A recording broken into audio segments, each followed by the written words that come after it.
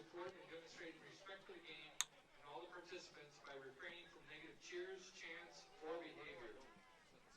In order to provide for the safest environment possible and to improve our opportunity to continue to support these athletes in future competitions, the wearing of face coverings is required at all events held at our district facilities. We also ask you to abstain from social distancing as much as possible. We appreciate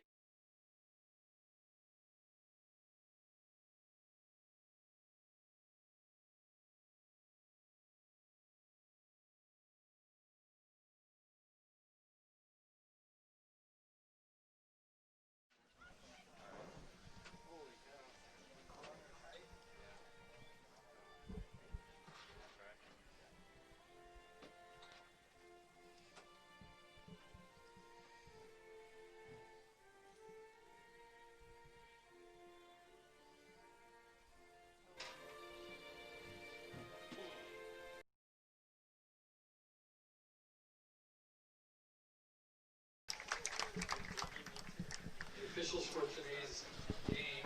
The referee is Jay Now, Bryant. The umpire is Brent Winch. The linesman, Rodney Dredge. The line judge is Joel Bingham. The back judge. Good evening, ladies and gentlemen. Welcome to tonight's PGSN broadcast of the Pleasant Grove Vikings facing off against the Maple Mountain Eagles, or something. Jack, do we have a mascot confirmation? Yes, it is Maple Mountain Eagles. You're correct. Coming off a rematch of last season's game when the Vikings came out victorious, 45-21. Lots of seniors carrying the way last season, but new lineups for both teams this year, and we should expect to see a good game. Vikings coming off a win last week of Riverton, 35-7. Darius Clemens, the transfer from Oregon, catching two absolute bombs from sophomore quarterback Sam Levitt. Jack, what were some keys for the game for the Vikings last season?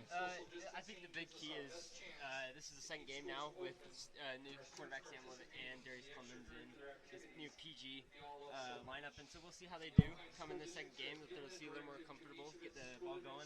Yeah, they had a huge game last week. Vikings having a lot of the offensive load being carried by these sophomores coming in from all sorts of out-of-states. Darius Clemens coming in from Oregon, Aaron Jones coming in from Oregon, and Sam Levitt also coming in from Oregon. Yeah, all from the same high school. And so it'll be interesting how those three work together and how they also mix with this PG team. They definitely have a lot of chemistry so far, and it's been successful in one game. Yep. As the Vikings come out to take the field, Vikings are led this season by Dane Doman, captain, and he's the only captain listed on the roster, so that's neat. Jack, keys to the game for the Vikings to win today. I feel like big key is their defense. If they can get it started, get a couple stops, and just play good defense. And then also the offensive line. They got to be able to protect Sam Levitt. If they're not protecting, it's going to be a rough game for the sophomore quarterback. Yeah, the Viking defense led by a lot of heavy hitters this season. We got Noah Taketa, Spencer Tatioli, and the Connors twins. Between those four, that's enough to put you out for a week. Yeah, and so we'll be looking to see how they get pressure to the quarterback, making it easier for these quarterbacks to play tight press man-to-man. So we'll see how they do. And then on the other side, I think for the Golden Eagles, it'll be interesting with the senior quarterback, Tyler Nelson. Last year had a bad game against Pleasant Grove, so he'll definitely want to look to bounce back against Pleasant Grove this year. So Yeah, 2 touchdowns and 4 interceptions last season against Pleasant Grove. Not the greatest game. Definitely had his moments, so I could see the talent. We'll look to see how he plays today. Yeah, and so far he started off really well in the season. Went for 5 touchdowns against Cedar Valley. So we'll see how he does against this in game 2, senior year. Good talk. Viking captains, the Connors twins, Dane Doman and Carter Merrill, getting ready to meet the refs at the 50-yard line. Bit of a smaller crowd here today due to COVID-19. With only about 200 students let in to Vikings Stadium. I don't think that will affect the noise level at all. Yeah. Yep, different circumstances here with COVID-19, so we'll see how the players affect and how it's different. We definitely have more people staying home. Yeah. So we'll see if that affects anything. I'd like to give a big shout out to all of our viewers at home. Yeah. You're watching PGSN. My name's Brendan Larson. And I'm Jack Paul. Now you gotta admit, balling.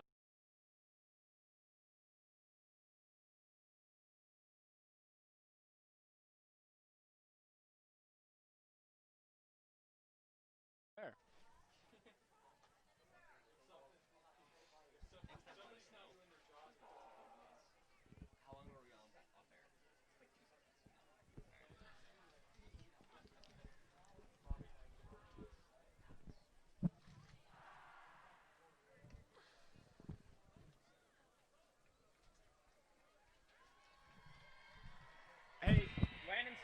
hear Jack at all.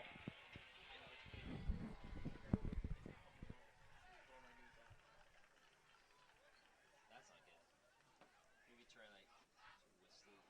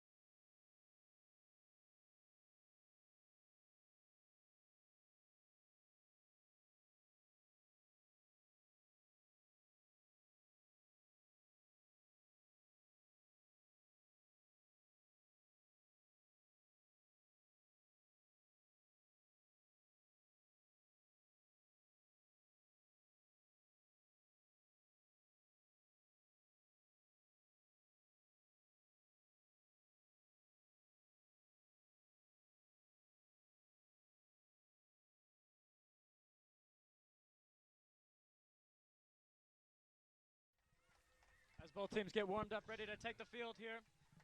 Maple Mountain coming out, waving 2 flags as they run towards their sideline. Not quite aware of what happened with the coin flip situation, but I believe that Pleasant Grove will probably elect to kick. Yeah, I'm not sure. We'll find out in just a couple seconds as Pleasant Grove's getting ready to hop on the field.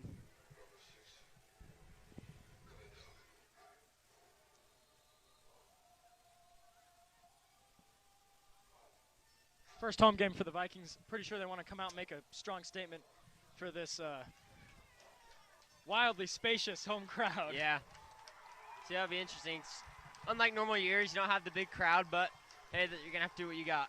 Gotta do what you gotta do. Super unfortunate for our seniors this year, but you know, what can you do? That's life. And I bet if you talk to any of the seniors, they're just happy they're playing. They just didn't want to be stuck at home, so they're happy to be on the field playing football. Better to have a season than no season. Yep. As Vikings get ready to take the field here. Looks like Vikings will receive. Vikings special teams, always clutch, always fantastic. Let's Led see by Coach Bayless. Yep, one and only. So it looks like back to receive for the Vikings. We'll have Carter Merrill and number 7, Colton Bayless. 2 little speed demons in their own right.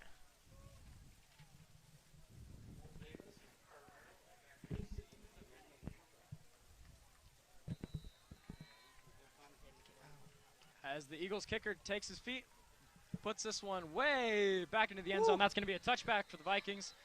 As the Viking offense takes field for their first home drive of the season. Yeah, what a boom. That was a big kick. Saw that kicker warming up. Yeah, he was hitting deep from about 50 yards. So that guy's got legs. Yeah, he's warmed up and ready to go. Viking offense led by quarterback. Where's my paper? Sam Levitt? Yes, there you go. But where's the paper?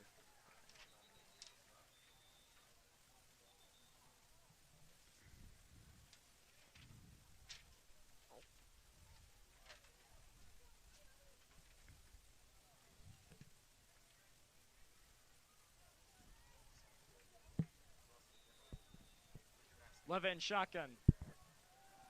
Motions Connors out to the left side. Takes a snap, looking left, screen.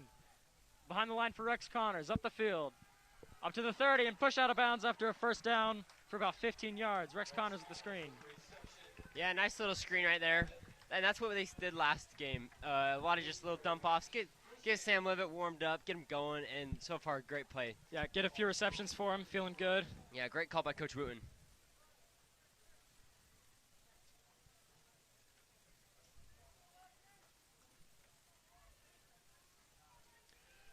First down for the Vikings, 11:52 here in the first half.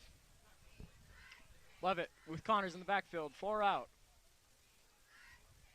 Motions Winterton over to the left side. Levitt gets a snap, dropping back. Another dump, this time to Porter Connors, Rex's twin, up the field with a juke move. Breaks another guy at the 50 and pushed out of bounds. The rest will call him out at the 50 where he trucked the guy. PG offense just rolling out of the gates here. Yeah, and this like I said, this is what we saw last week. Last week they started off first couple drives, kind of warming up, maybe do a little inside runs, middle dump offs, and then later in the game that's when they started going deep. And so far right here, 2 screens for 2 first downs, and that might and Maple Mountain might have to adjust, might have to load the box, and we'll see what they do here.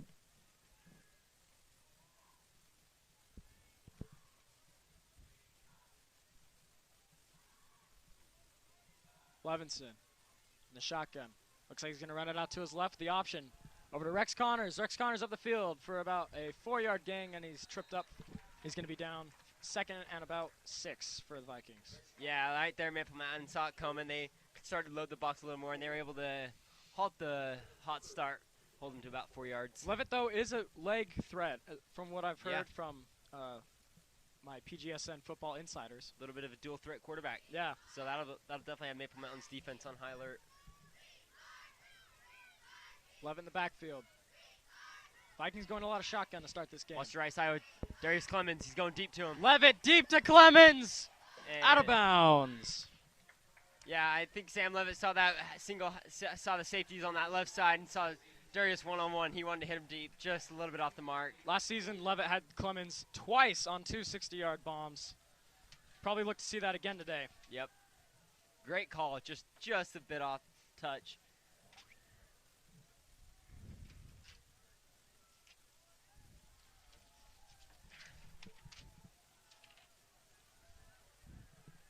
Third and 6 for the Vikings. Levitt once again in shotgun. Motioning Connors out to the right. Levitt looking right, throwing right. Caught over the middle by number 6, Darius Clemens for a first down. Vikings marching down the field here on the first drive of their home season. What an impressive throw. In tight coverage, just slings it, throws it hard, right in the chest for the first down. And if you're Coach Wooten, you got to like that early from your sophomore quarterback. Darius Clemens, an awfully impressive young talent. From what I've talked to the guys on the football team, if you just throw it his way, it's a catch. Like if he gets a finger on it, Yep. glue. Clemens in the wideout here. Levitt fumbled the handoff up the middle. Aaron Jones going to be wrapped up and dropped for about 3 or 2 yards there. Handoff there, bumbled a little. Yeah, I couldn't tell if there was a little bit of either miscommunication or just a little bit of a fumble. Luckily, it actually resulted in a couple positive yards and didn't turn it over. 2nd and 8 with 10:20 remaining in the game. I mean, the first half. Sorry, my apologies. Ladies and gentlemen, thank you for watching PGSN. My name is Brendan Larson. And I'm Jack Paul. If you're interested in sponsoring PGSN, feel free to reach out to us on Instagram at PGSN_. Levitt dropping over the middle. Caught by number 35. Oh, no, it looks like he dropped it. Couldn't tell if the number 8. That was Isaac Vaha. Couldn't tell if Cole McAllister got a hand on that or what, but just out of the reach. 3rd and 8. Isaac Vaha getting a lot of attention from colleges last season. Offers from Pac-12, Big Ten schools. Yeah, and you can name a school and he's probably gotten an offer from it. Levitt breaks huddle. Look for the Vikings to probably run it here. Levitt in shotgun. Winterton motion to the right. Flag on the play. The flag.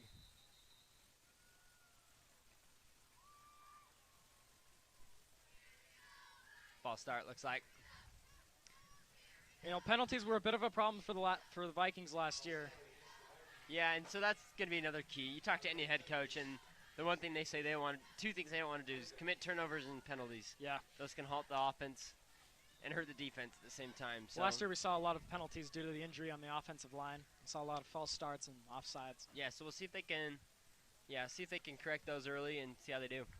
One of the main keys for any sports team is health. And last year the Vikings did have a bit of an injury bug. Let's hope that does not happen this year.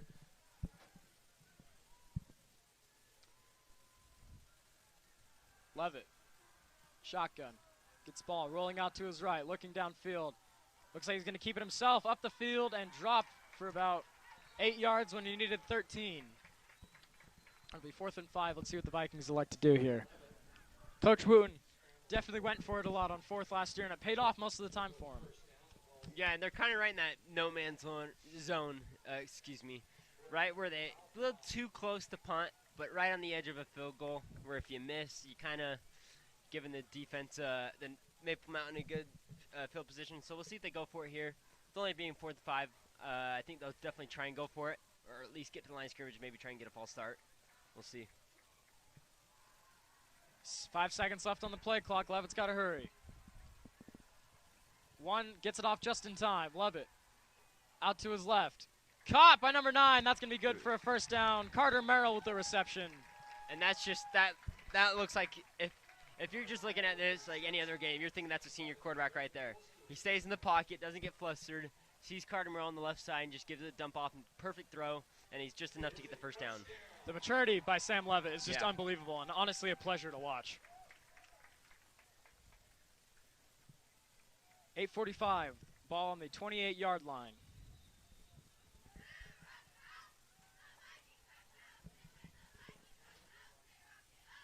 Levitt in shotgun.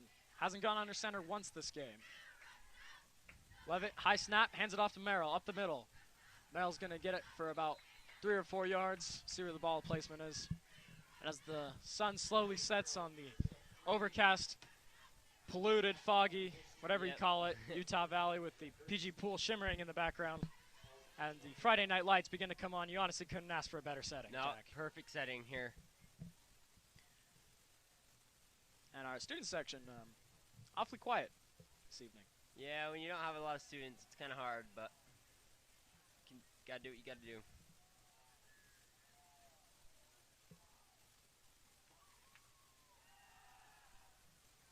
Levinson in the back. Jukes a man. Out to his left. He's going to keep it himself and turn upfield, and about no gain on the play. Yeah, a little bit of a broken play there. He tried to roll out, was trying to look downfield.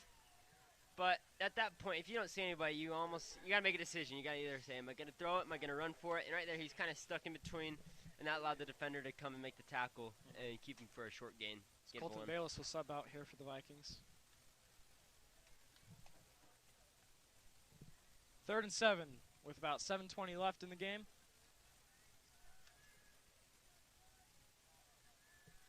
Ball on the 20-yard line. Vikings knocking on the red zone door. Levinson gets the snap, looking to his right, throwing to his right, over the middle, almost intercepted by number 3 of Maple Mountain. That's going to be 4th and 7. Yeah, dangerous throw there, kind of in between. Couldn't tell who he's going to, but almost picked off by Bryson Bliss of Maple Mountain. 4th and 7, looks like Coach Woot will go for it again. Really wanting a touchdown to set the tone here early off in the game. Vikings breaking huddle. Look for number 6, Darius, on the wideout edge, on the right, bottom of your screen. Levinson with one to his right, one to his left. Maple Mountain showing blitz. And there's going to be a flag on the play. Looks like it's an offsides, and that'll be a first down. Well done. Oh, no, man. well, excuse me, sorry. That'll be, Against Maple Mountain. I was thinking it was the last 4th and 5, but it's actually 4th and 7. Move it to 4th and 4th and 2. 2. Definitely a play call change here, probably. I'd expect the Vikings to hand it to Dane Dolman straight up the gut for 2 yards. Real quick for Merrill and Dolman, so there goes any chance of me predicting the play.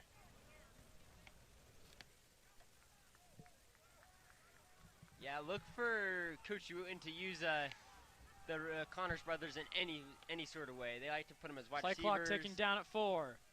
Levitt's got to hurry at 2. Timeout, Pleasant Grove.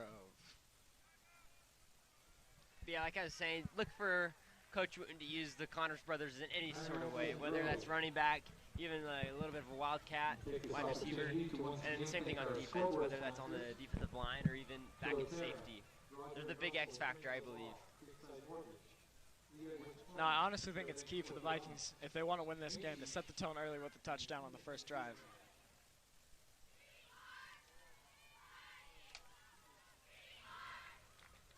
Ladies and gentlemen, I do believe that there's a legend in the stands. If I look closely, in missionary garb, with his tag and everything, former quarterback Caleb Campbell in the stands here tonight. He's joined by his former alumni Derek Ray and Brighton Moody and Jaden Maldonado. But neat to see Caleb returning to his alma mater. Yeah. An absolute legend last year, Caleb.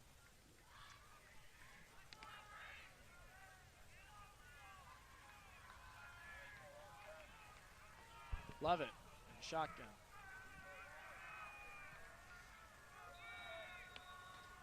Connors and Darius out to his right. Motioning Winterton.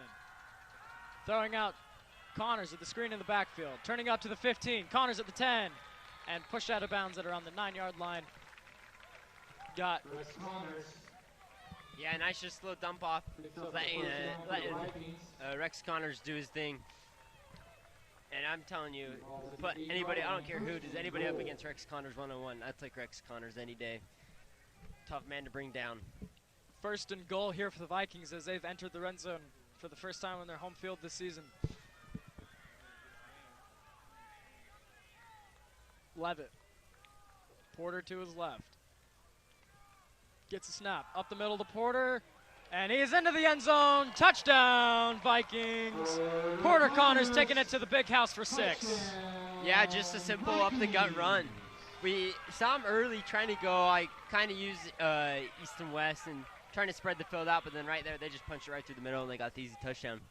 Now coming out to kick here, Oscar Ortiz replacing kicker phenom Seth Lyman. Oscar Ortiz, a senior soccer player, got quite the leg, if I do say so myself. Yeah, we've seen him in warm-ups hitting from about 35, 40 yards, so we'll see what he can do here.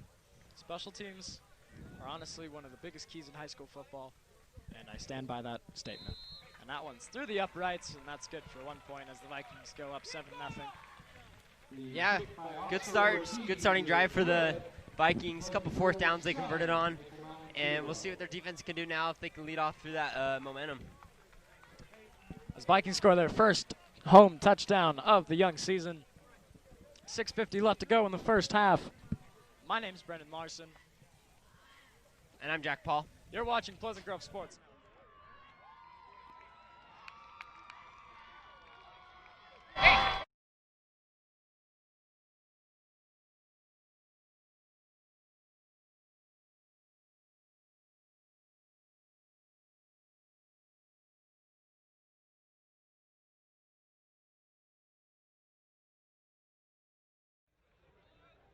Black Magic, okay.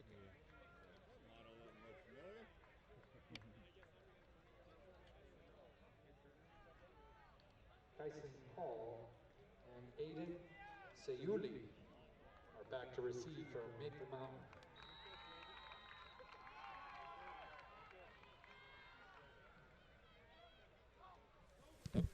As Ortiz kicks this one deep into the S in Vikings. That's going to be a touchback from Maple Mountain. Now taking the field from Maple Mountain. Quarterback Tyler Nelson. Standing tall at 6'2", 175 pounds. An absolute unit of a man. Now taking the field to leave this Golden Eagle offense into the opposing enemy end zone. Yeah, and last year, as a junior, played pretty well. He's gotten a couple offers, and now as a senior, we'll be looking to see how he does this year. As his favorite look for him to target his favorite target, Kyson Hall, the wide receiver #1. Oh, I remember him. He's good. Nelson gets a snap, hands it up straight up the gut. And the Viking defense will eat that for breakfast, lunch, and dinner and stop that player right up there around the 22-yard line. Looks like it'll be about 2nd and 7. 6:30 in the first half. Yeah. Yeah, just the simple about the gut, and they're playing right into the strength of the Vikings right there. And so we'll see how well they run the ball. Last week, Riverton had a tough time running the ball up the middle, and that's what kind of stalled the offense. Viking defensive line and the defensive backs are just absolutely incredible. Nelson throwing out to his left as number 7 for the Vikings, Colton Bayless, all over that one, and he'll drop him for about no gain. Yeah, good read by Colton Bayless there to see just a little stop and go, and hold him to only about a 2-yard gain. Bit of a score update here now. Elsewhere in the world of Utah high school football, Fremont leading Salem Hills 7-0. Weber leaving Bountiful 7-0. Dixie and Roy all knotted up at 0. Clearfield and Granger, Granger leading 7-0. Bingham and Skyridge knotted at 0. Brighton and Layton knotted up at 0. East and Orem also at 0. Game's just starting. And games are just getting underway here Friday night. As number 2 from Maple Mountain, Brian Bess up ahead. That's going to be a first down for Maple. The first down, good play call from Maple Mountain. Aaron Jones with a good stop there.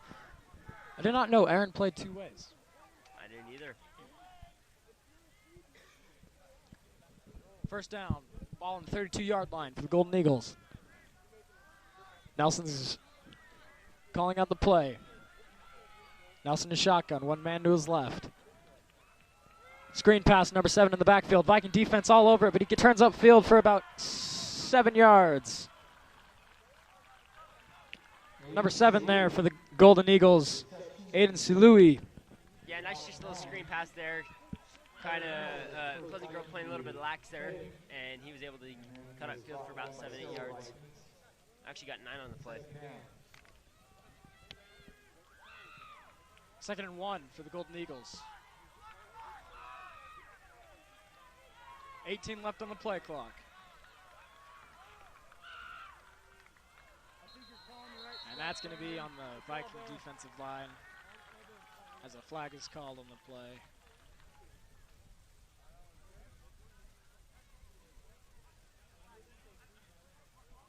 No official word yet from the referee. Yeah, I'm assuming there was a little bit of movement on the defensive line. That's going to be a false start. I think what caught us off guard was the defensive line moving a little, trying to catch the offensive line, getting them a false start, and it actually worked.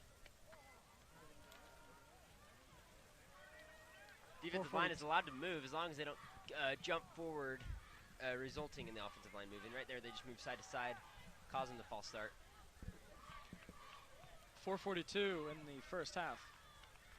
As the ref you were is wrong. Making more hand gestures. That's going to be a first down for Maple Mountain. Not sure what the call was there. The penalty is actually on Pleasant Grove. All right, so we were wrong. And, excuse us. An interesting turn of events. Illegal substitution. That's not one you see all the time. I like to host a podcast on penalties. Really? I feel like that'd be interesting for all sports, hockey in particular. Oh. Penalty box just fascinates me. Tyler Nelson dropping back, stepping forward. He's going to run it. Hit by 2 defenders there as he throws that one out of bounds. Yeah, pressure Noah is brought. Taketa and Spencer Tatioli with the pressure there, assisted by Isaac Vaha. Yeah, big hit there. That's what kind of got the overthrow from Tyler Nelson, excuse me.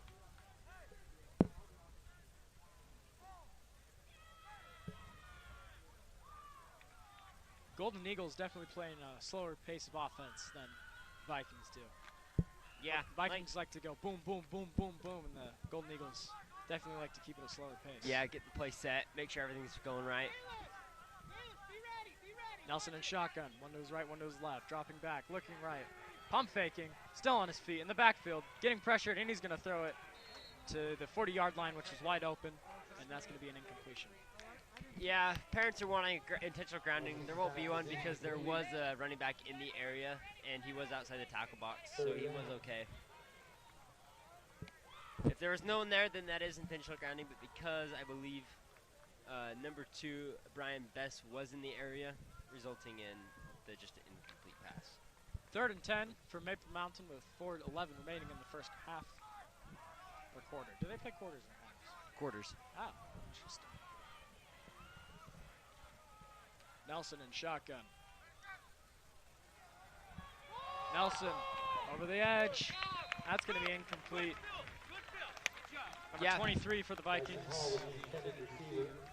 Cooper Camberlengo with the coverage. Yeah, trying to catch the one-on-one, but Cooper Camberlengo with the great press defense to result in overthrowing the incomplete pass, resulting in a 4th down. Cooper Camberlengo not getting a whole lot of varsity reps last year, but I do remember he did have a big interception against American Fork last year. But he's a senior this year, and definitely look for him to be one of the bigger performers on the corners for Pleasant Grove. Yeah, starting cornerback for the Vikings. He'll look to have a big year, and it'll definitely help when you got that front line trying to put pressure. It helps play good, solid press man-to-man. And Maple Mountain's going to punt as that was 3rd down. Back to receive for the Vikings is the Connors twins, and that's going to bounce it around the 10. Picked up by Porter, and he's going to step out of bounds at around the 12-yard line, I do presume. Actually, that's going to be the 9. Best kick. Yeah, good punt there. Got inside the 10, resulting in tough field position for the Vikings. It's 1st down and about a mile for the Vikings. Yeah, we'll see what this Maple Mountain defense can do. Coming back on the 2nd trip with just under 4 minutes left in this first quarter. Vikings up 7-0. Well done for the Maple Mountain special teams there to pin the Vikings back in their own territory. Yeah, and that's part of the reason why I feel like if they were maybe about 5-10 yards closer to the goal line, they probably would have gone for it. But because they're so far back, they decided, hey, let's punt it. Let's get them deep in their own possession and see if we can get a 3 now. Levitt gets the snap, looking to his left, running to his left, jumping, throwing, out of bounds.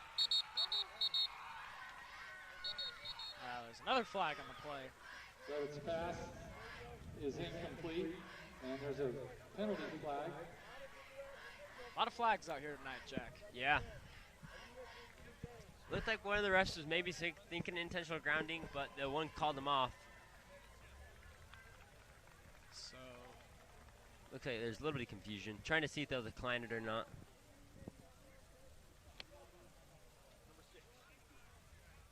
the refs making multiple hand gestures. I don't speak American Sign Language, so this doesn't make a Illegal whole lot of motion sense. against the Vikings. Illegal rushing. Legal motion. Motion. Half the distance to the goal. Still 1st down.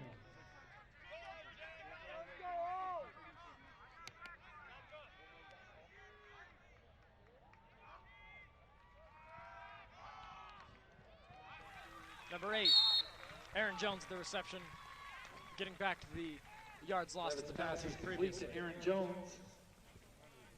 Yeah, Gets just back nice to little the dump off. original line of scrimmage. And a yard past it. So 2nd down.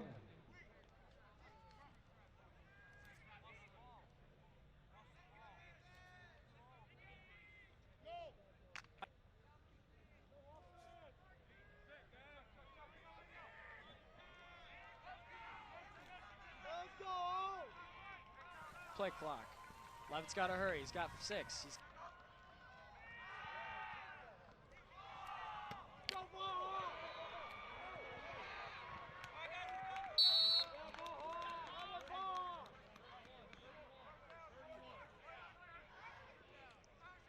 Isaac Baja with the reception. Gets it out to the 18-yard line. 3rd down.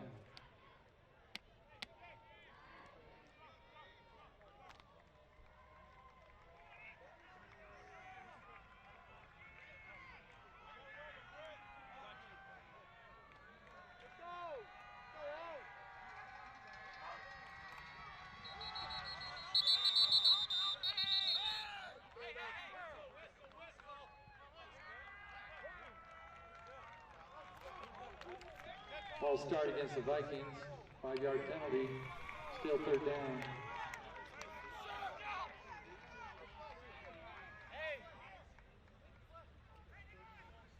still third down.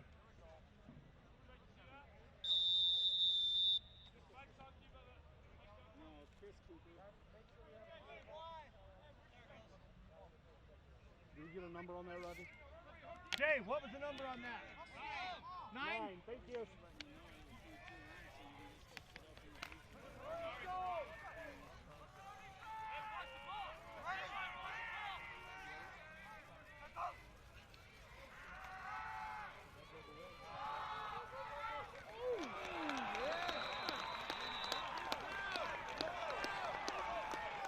Carter Merrill from Sam Levitt, good for a first down.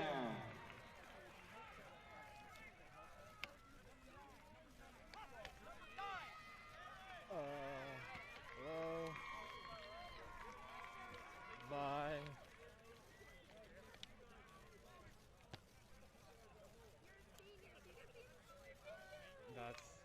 That's true.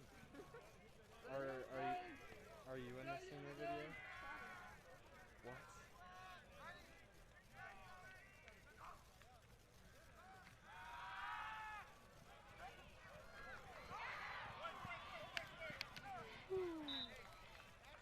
Yikes.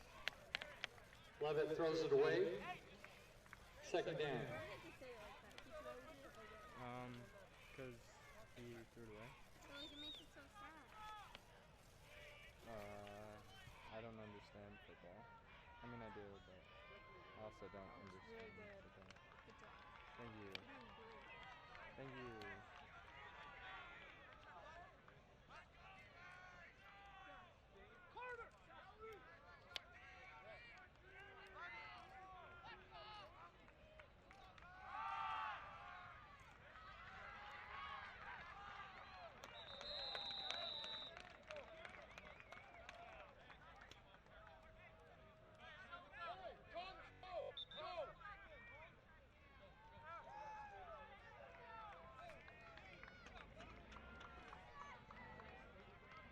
Pick up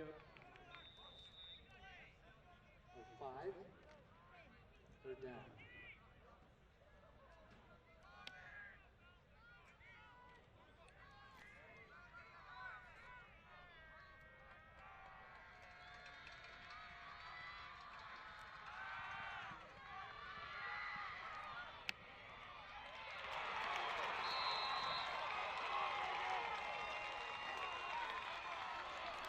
Darius Clemens with the reception and a Viking first down.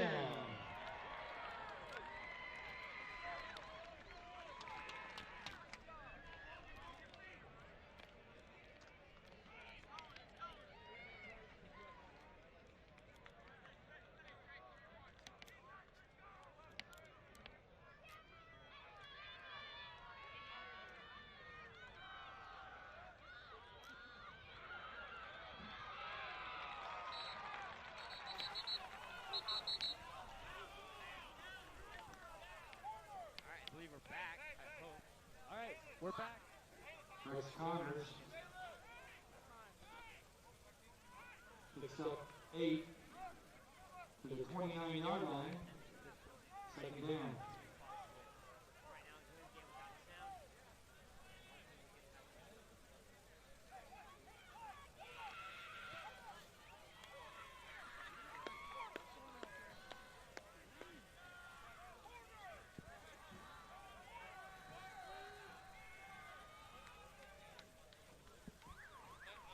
And that's the end of the first quarter with the score, Pleasantville 7, Maple Mountain 0.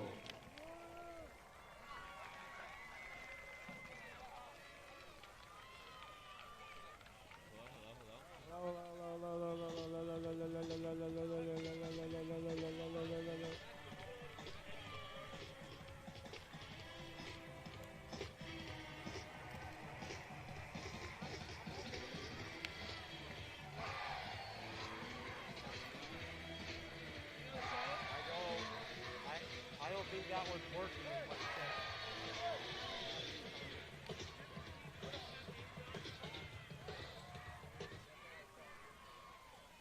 I'll say this for the cheerleaders. Got more cheers this year. That's good.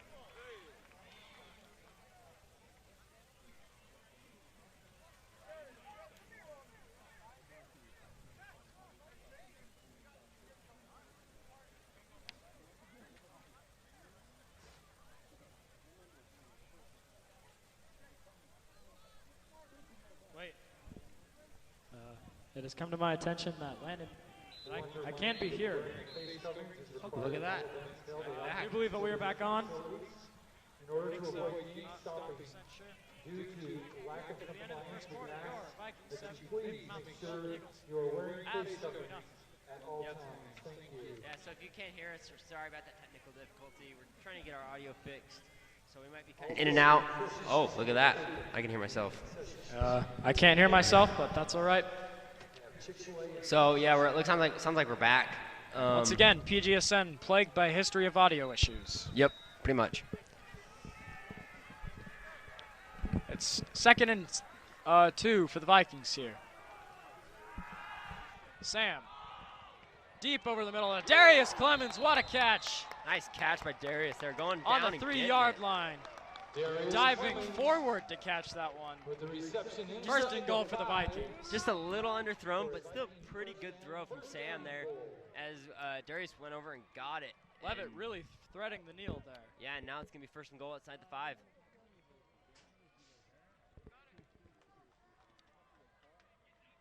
Vikings looking to go up 2 scores on the Golden Eagles here as they've once again entered the red zone. Should we call it the blue zone? It's not a bad option. Oh, I want to hear your professional opinion on this, Jack. Love it. Out to the right side for Porter Connors. Into the end zone for his 2nd touchdown of the evening. As Porter Connors once again takes it to the big house for 6. Vikings up 13-0. Yeah, nice just little outside handoff there to Porter Connors as he just goes and cruises into the end of the corner of the end zone. Increase the lead to 13-0. Somebody check his veins. He's got to be ice in there.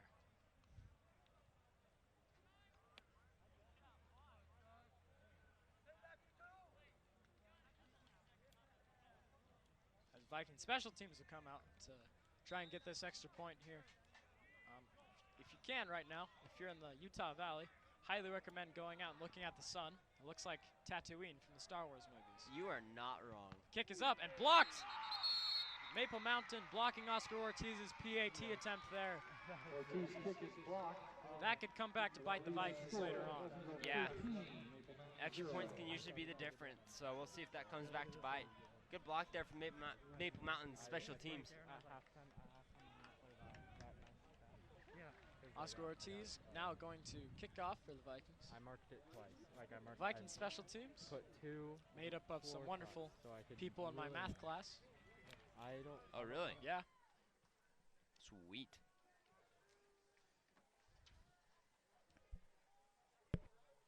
E.J. Hoover being one of them. Very great guy. And the lights are off in the booth, and they're back on. As the ref at the 40, the ref is at the 45, the ref at the 50, coming with the ball, handing it to Oscar. What a mad dash by the referee there. Put him in the NFL. Honestly. I want to see him do the 40-yard dash. He had some wheels, dude. Oh, yeah, it looked like he was jogging. He's doing it so easy. That guy works out. Oscar Ortiz back to kick. Raises his right hand, right foot, left foot, right foot. This kick is up and away, deep down to the Essen Vikings. That's going to bounce out of the back of the blue zone for a touchback. The Golden Eagles will take up shop at the 25-yard line. You're watching Pleasant Grove Sports Network. My name's Brendan Larson. And I'm Jack Paul. Vikings up 13-0 after 2 great offensive campaigns led by Sam Levitt. 11:27 left in the 2nd quarter.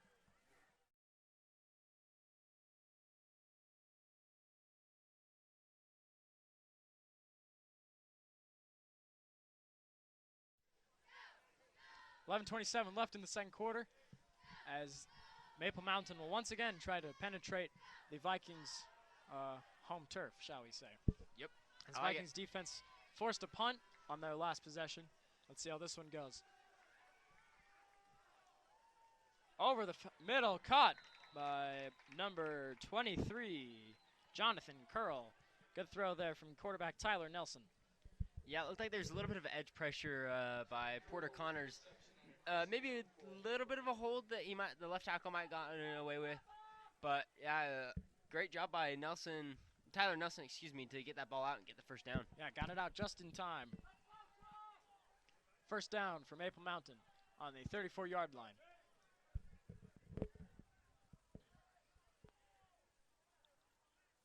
Nelson in shotgun, backing. Looking to his left, throwing to his left. Hit as he throws. Incomplete there. Pressure brought from Isaac Vaha and number 85, Spencer Tatioli. To say he got hit is an understatement. That backside pressure was insane by Noah Takeda and Isaac Vaha. I feel for that quarterback. I feel for Tyler Nelson right there. He's probably got the wind knocked out of him right there. In the words of the Beastie Boys, shocked, rocked, and dropped. Yep, it's a good way to put it.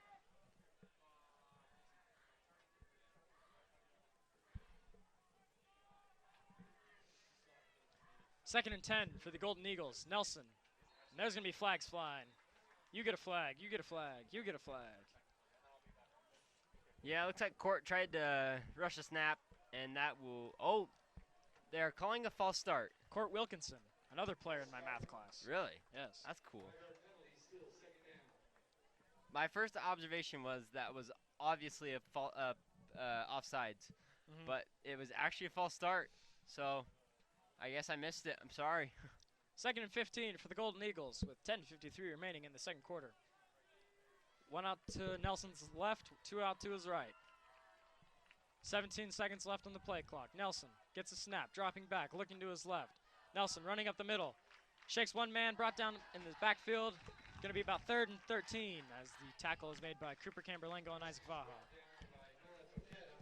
Yeah, and at the start of this game, I was picturing Tyler Nelson looking to hit Kyson Hall, the senior wide receiver. And right now, he's not even looking at him. Right now, he's just... It's great coverage by Aaron Jones, good single high coverage, and he's pretty much taking Kyson Hall out of this game. Yeah, the Vikings definitely have done their homework on this Maple Mountain team. Locking up their main offensive options. Let's see how they handle this 3rd and 13. Ball on the 31-yard line. Yeah, like I said last week, Kyson Hall had 4 receptions for 136 yards and 3 touchdowns. Split right wideouts for Nelson. Nelson dropping, looking deep. This one's floated up. That's interception time. This one's broke up.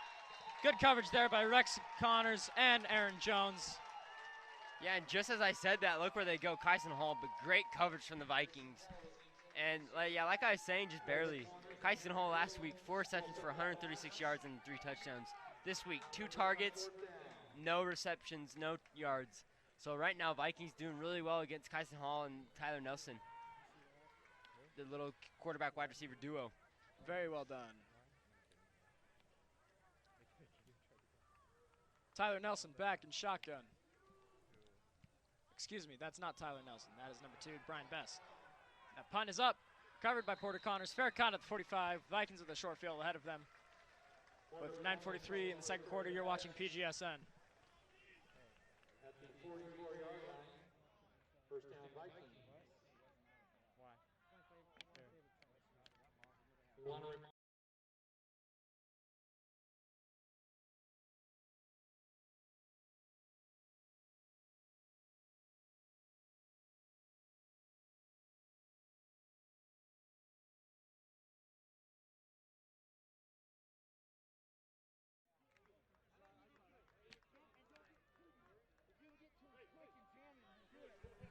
The Vikings once again looks to start another offensive campaign on Pleasant Grove Sports Network. My name's Brendan Larson. Levitt in the shotgun, hanging it off up the middle to Carter Merrill.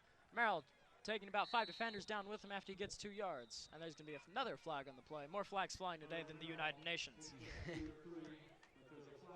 Looks like illegal formation, I believe.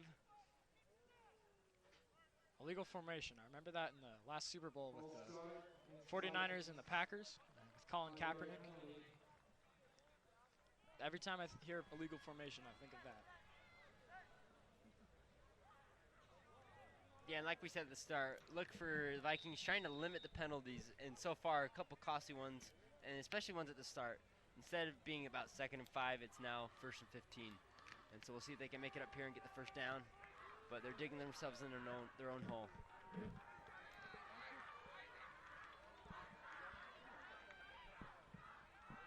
I'd like to give a big thank you to our crew tonight. Josh Godfrey and Matt Halliday on the field. Levinson up the middle, out to Aaron Jones on the right side, who breaks free of the 50. Aaron at the 40, And he's going to be pushed out of bounds at around the 40-yard line. Aaron Jones turning it upfield for a first down for the Vikings on 1st and 15. It was actually, I believe, Carter Merrill. That was Aaron Jones. Number 8, number 9. They're both the number 9. Wait, excuse me. That was, in fact, Carter Merrill. A little bit of miscommunication there. My apologies. It's okay, 8 and 9, tough to tell. I feel for you. But a good play there by Carter Merrill to bounce the outside and get the first down, run down the sideline. Carter Merrill, the senior captain speedster. This is going to be his reverse end around to Darius. Darius cutting through people, and he's going to be dropped at around the 35-yard line. Darius, so big and so fast, hard to take down there as he dropped about 3 people with him. Yeah, the big frame junior, gotten a lot of hype. 4-star coming out as just a junior, so we'll see what he does this year for the Vikings, and we'll see how they look to get him involved in every which way, whether that's like a wildcat or like just we said like a little bit of a reverse, and even just on the wideout. So good start so far for Darius. Now we didn't see a whole lot of end arounds there as Dane Doman will take this one up the middle for about 4 yards. 3rd and 1 for the Vikings. Straight ahead. 8:40 remaining in the first half. It'll be 3rd down. As it's 3rd and 1 for the Vikings, up 13-0.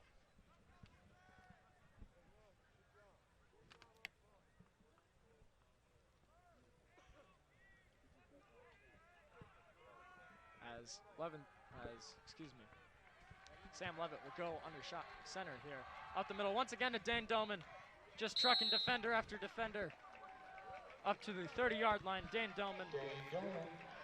Yeah, nice just little fullback run there, just to get the first down.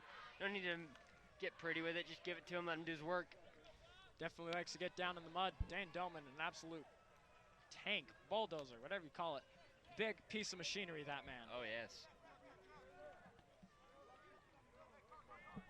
Levitt under shotgun with Jones, and Doman to his right and his left. Motions Jones out, looking to his left, throwing to his left, over the middle to Bayless. That's going to be dropped by Cole McAllister, I believe. Nice job by Cole. He started on the outside, but once he saw that it was a bit of an out and in route, he kind of was able to cut past, I believe, that was Colton Bayless, and was able to get in the inside, just missed the interception. But a good play there, as it'll be now 2nd and 10. Just under 7 minutes and 40 seconds remaining in the second quarter. Vikings up 13-0. You know what's sad? Oh, it's not sad. Levitt, No, shotgun. Vikings up 13-0, 7:41 in the first half. Jones out to the left, he's got some room. Jones at the 20, Jake breaks his man at the 15. Jones takes it into the big house. Vikings in for 6, Aaron Jones with about a 30-yard run. Yeah, what a play there. Just a nice easy handoff to the left as we got a player down, but Player down, flag down. oh, it's a holding, and that is going to hurt everything. If I remember correctly, we did have a long injury last year in Maple Mountain as well. Yes, terrible news to hear. But yeah, aside from that penalty, good handoff the left side. Once he got down about 15 yards, he made that nice cut back inside and burned Teddy Wright, and was able to coast in the end zone. But it looks like it's going to be called back because of a holding. Great blocking there by the offensive line. But of course, it was too good to be true. Yeah.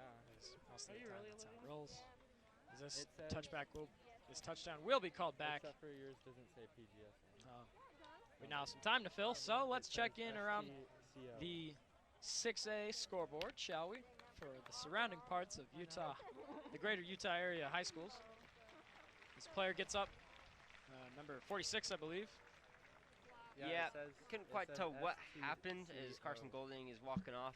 Looks like walking off on his own, which is always good. Good sign to hear and see. And so hopefully it's not too bad and he can get back on this field shortly. All right, I promised a score update, and you will have one momentarily. Yep, Wi-Fi's a little slow. That's what happens when you're out on the football field. Stick with us. All right, so we have one. So last night, American Fork overcame Timpview 31-21. Fremont currently up 7-0 on Salem Hills. Bountiful currently getting absolute whomped by Weber 21-3. Dixie and Roy all knotted up at 7 apiece. Clearfield and Granger. Granger up 15-0 there. The Skyridge Falcons soaring over Bingham 14-0. Brighton over Layton 17-0. That game's still in progress. Orem East High School as this play is underway. And Doman once again up the middle of the field on second and about a mile for the Vikings. Let's see if he recuperates any of that lost yardage on the penalty. Straight ahead. Farmington up 7-0 over Syracuse. Corner Canyon putting the absolute hurt on Harriman, 35 to absolutely nothing. Copper Hills and Hillcrest knotted at 0. And Westlake and Provo, Westlake leading that one 13-7. Oh my god. And that is your score update, brought to you by yours truly. I'm not even kidding you, Matt. Every time I'm not paying attention, they put me on. 3rd and 14 with 6:50 remaining in the first half of the Vikings' first home game, leading 13-0 over the Maple Mountain Golden Eagles. Levitt in shotgun, getting the snap, looking to his left, feeling the pressure, rolling out to his right.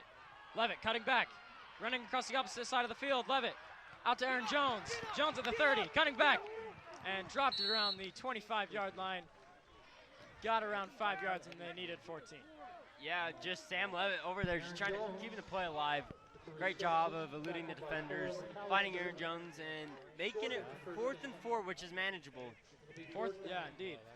4th and 4 with 6:15. Yeah, and the clock's still ticking. Instead of taking the hit, taking the lost yardage, or throwing it away and having to punt, keeps the play alive, gets about, I believe, like 10 yards, and gives them a chance at fourth down.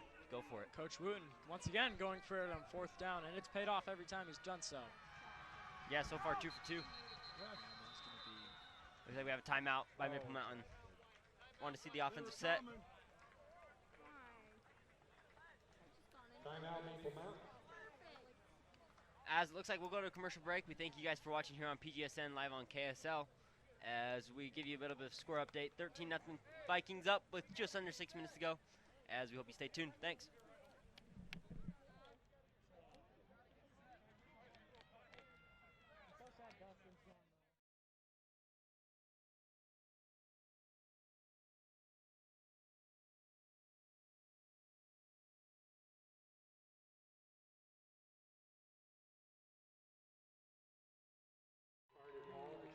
Activities. In order to avoid game stoppage due to lack of compliance, we ask that you please make sure you're wearing face coverings at all times.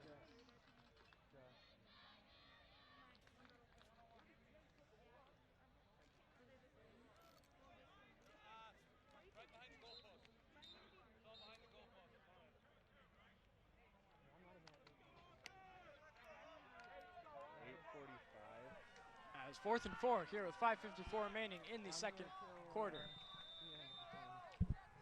Vikings with Darius out to the right, Winterton out to the left.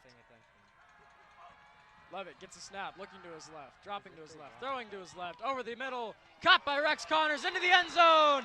Touchdown, Vikings! The Connors brothers putting on an absolute show this evening. Oh, we have another flag. Illegal substitution on the offense on Vikings. That's just going to be killer. 2 illegal substitutions on the Vikings today, costing them 2 touchdowns. Absolutely brutal. Good play call, though. Looked like they could have maybe done like soft screen. Instead, Rex Connors rolls out, goes on a little bit of a seam route on the left side, and makes a nice catch and dive into the end zone. Connors with the footwork there to stay in bounds and take it all the way into the end zone. With the extension too, that was something special to watch. Yeah, now that it's 4th and 9, do they still go? And it looks like they are going to go for it. Big play call here. Coach Woot, not afraid of the 4th. Baja out to the right. Darius out to the wideout. Levitt looking right. He's got Darius. Caught in the end zone. Goodness. Darius Clemens with another touchdown in the air with the connection from Levitt. Darius Clemens What a catch. from Now, Sam Levitt. right there, that cornerback, I can't remember, I couldn't quite tell who it was, but he made a great play. He was caught a little bit behind. He caught up, almost picked it off, just missed the ball. And the fact that Darius Clemens was able to still stay in control, see the ball, and make the catch is it's mind-boggling. You understand now why Clemens has all those college Oh, offerships. yes. Offerships. Word of the day. Offers. Boom. Offers. You got it. Thank you. Oh, again. That kick is going to be no good there. Once again, special teams miscue from the Vikings. 19-0. Score. Yeah, a little bit of a miss. Looks like kind of got on top of it. Yeah, no, kicking a PAT in high school football is like taking an algebra test. You never know what you're going to get.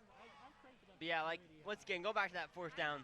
We're all looking maybe like, oh yeah, are they going to just try and get the 9 yards? Are they going to go for it? They just went for it and got the touchdown just for the penalty. And right there, no hesitation, going deep, one-on-one with Darius, and he makes an insane play as he increases the lead to 19-0 for the Vikings. It's such a luxury to have a receiver of that talent caliber, and you can just float it up there and have him go make a play. Yeah, it's nice to have a big target like that. Oh, yeah. I Once just again, don't like the the Vikings fence. special teams. They're putting the we special could, back in the teams. There you okay. Oh, yeah. They're incredible. Thank you. Yeah, I had to line judge like 3 tennis matches. Oscar Ortiz lining up apparently at one the of my 30-yard calls line. was- Boot this bad boy away. Yeah, Ortiz like takes a breath, you know, Brandon raises his hand. Right foot, right foot, right foot. I was line This judging with one, him, deep over. This time it's going to hit and between the G and the S in Vikings, and that's going to bounce out of bounds for, once again, another touchback. Maple Mountain Golden Eagles will take up shop at the 25-yard line and attempt to once again score on this absolutely lockdown Vikings defense. Yeah, so far, like we were saying, Vikings defense playing really well, especially that front seven led by Noah Takeda and Spencer Tatioli. Really putting pressure on Tyler Nelson, forcing him to make quick throws, and that's led to a couple incompletions. Still no sacks though. We'll see if they can get to the quarterback. 5:40 here in the second quarter. First and 10 on the 20-yard line for Maple Mountain. Looks like a little bit of pressure from Porter Connors on the right side. Vikings showing blitz. Nelson up the middle. And absolutely nothing there. Brought on by the Vikings defense. Yeah, maybe a yard or two there. Good job by Court Wilkinson and Noah Takeda on that left side to halt the defense and break that offensive line and stall them. Bryson McQuitty running into a black hole there. Sucked up and nothing to be seen but 2 yards. Ball on the 22-yard line with the clock ticking away here in the end of the first half with 5 minutes remaining. Tyler Nelson, two wideouts to his left, one to his right. They have a pickleball court and a pool that they just put in. Nelson gets a snap, dropping, looking downfield. He's going to run it up himself. Throwing and tipped away there. Porter Connors with the deflection. What a play by Porter Connors. When Tyler Nelson first threw that, I was thinking, oh, he's got him wide open. Nice job. But he came out of nowhere and just dove and just got a fingertip on that ball that knocked it incomplete. One thing I'm seeing from Tyler Nelson this year, as in contrast to last year, is that he's gotten really good at faking it. Yeah. He's got the pump fake game down. Always keeping the defense guessing whether he's going to take it and go or find another wide receiver coming across the middle as he did that time. 4:52, 3rd and 8. Vikings going to bring the house. Nelson stepping up, throwing good to number 2 up the middle, and absolutely collided with from number 3 there. Dave Brinton, the sophomore, coming out strong.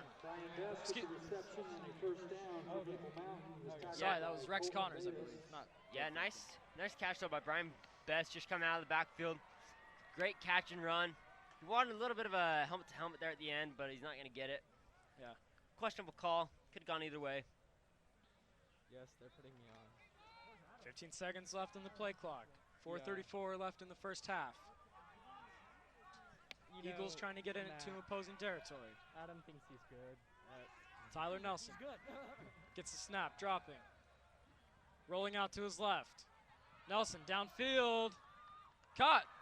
Or that's dropped, actually. Excuse me. They had me on for like half that Yeah, in and out of the play, hands. and, But yeah, Jonathan Curl couldn't quite come up with it. But it was a little bit of a kind of a non-spiral throw there, tough to handle. Knuckleball. Yeah, but great pressure there from the Vikings. Another broken play for the Maple Mountain. Can't seem to get anything set and going. Ladies and gentlemen, you're watching PGSN. My name's Brendan Larson. And I'm Jack Paul. Thank you for joining us here on this Friday night with the Vikings up in their first home game, 19-0. First half coming to an end. Nelson in shotgun. Scanning. Stepping up to throw. This is a deep bomb. And that is to absolutely nobody. It's 10 yards ahead. Maple Mountain side wants a pass interference flag, and they will not get one. Yeah, they wanted one. I think it was a little bit overthrown. I think if it's a little bit closer, you definitely get it. They have the right to complain, but I don't know. I don't think it was quite out of there.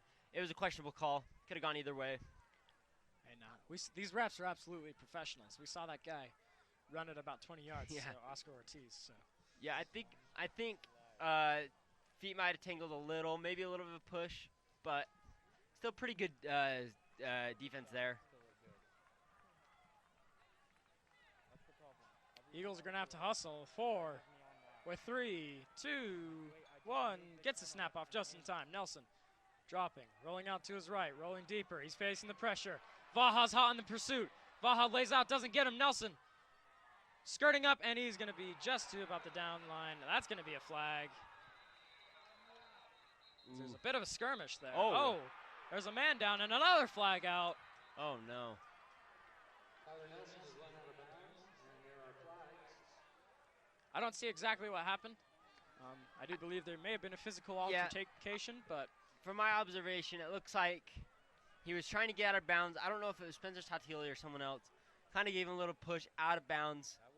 He kind of landed awkwardly, landed into one of the coaches. Hopefully he's okay. And then I think after a little bit of a push and shove, I'm not sure by who, and kind of all skirmished, and so that'll be another penalty too, more than likely. 3rd and 10 here in the first half. I believe that Definitely is- 2 flags, both on Pleasant Grove. We'll see what exactly they are. As we're blessed to have a drill team performance at halftime. Overjoyed at that. As the refs seem to have come to a conclusion on what may or may not have happened during the Friday night rumble here at Pleasant Grove High School. So yeah, like I said, 2 penalties, both on the Vikings. First one was a personal foul, and then the second one also, yeah, unsportsmanlike conduct. The ref did not specify what player that was. Not going to make any assumptions as to what player that was, but Yeah, and that's gonna cost one. They had him 3rd down and 10.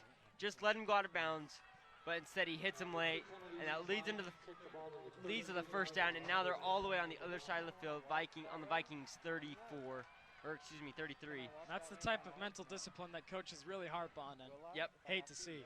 And now Maple Mountain's got a really good chance to score here before the half and cut into this lead. Maple Mountain finally getting into opposing territory at the 33-yard line with 3:57 remaining. Nelson in shotgun. Gets the snap, dropping back. Nelson stepping up, throwing deep into the end zone. That is going to be incomplete there. Yeah, good touch. Just try to get that back shoulder throw. Good tight coverage by Cooper Camberlango there, and just couldn't quite come up with it. Was Kyson Hall. Yeah. Vikings are not letting anything going towards Kyson Hall. That is a no-fly zone, as they say. Yeah, great job by both Aaron Jones and Cooper Camberlango to halt Kyson Hall to only 3 targets for no receptions and no yards. That is restricted airspace. Yes. Nothing gets through there. It's like Area 51. Oh boy. Coming up on the 1-year mark too about that. Tyler Nelson, complete out to number 15 up the sideline. As Rex Connors, with one of the biggest hits I've ever seen in my life. I hope he is okay. I'm not sure who that was. Bryson McQuivy getting rock shocked and dropped there. As Connors coming in What a hit. like a bat out of the nether region from Minecraft. Goodness. He still got the first down, so props to the Bryson McCooty. Russ forgot about it, Quivy. But- and so when he McQuitty? downloaded one of Quivy. Quivy. The V. Oh, he's there like, we go. Excuse me. It's the ground. Don't think we meant to take that. I'm like, actually. 1st and 10. Eagles on the 21-yard line. Nelson feeling the pressure. Steps up, throws. That is going to be incomplete as the letter V was wide open there on that play.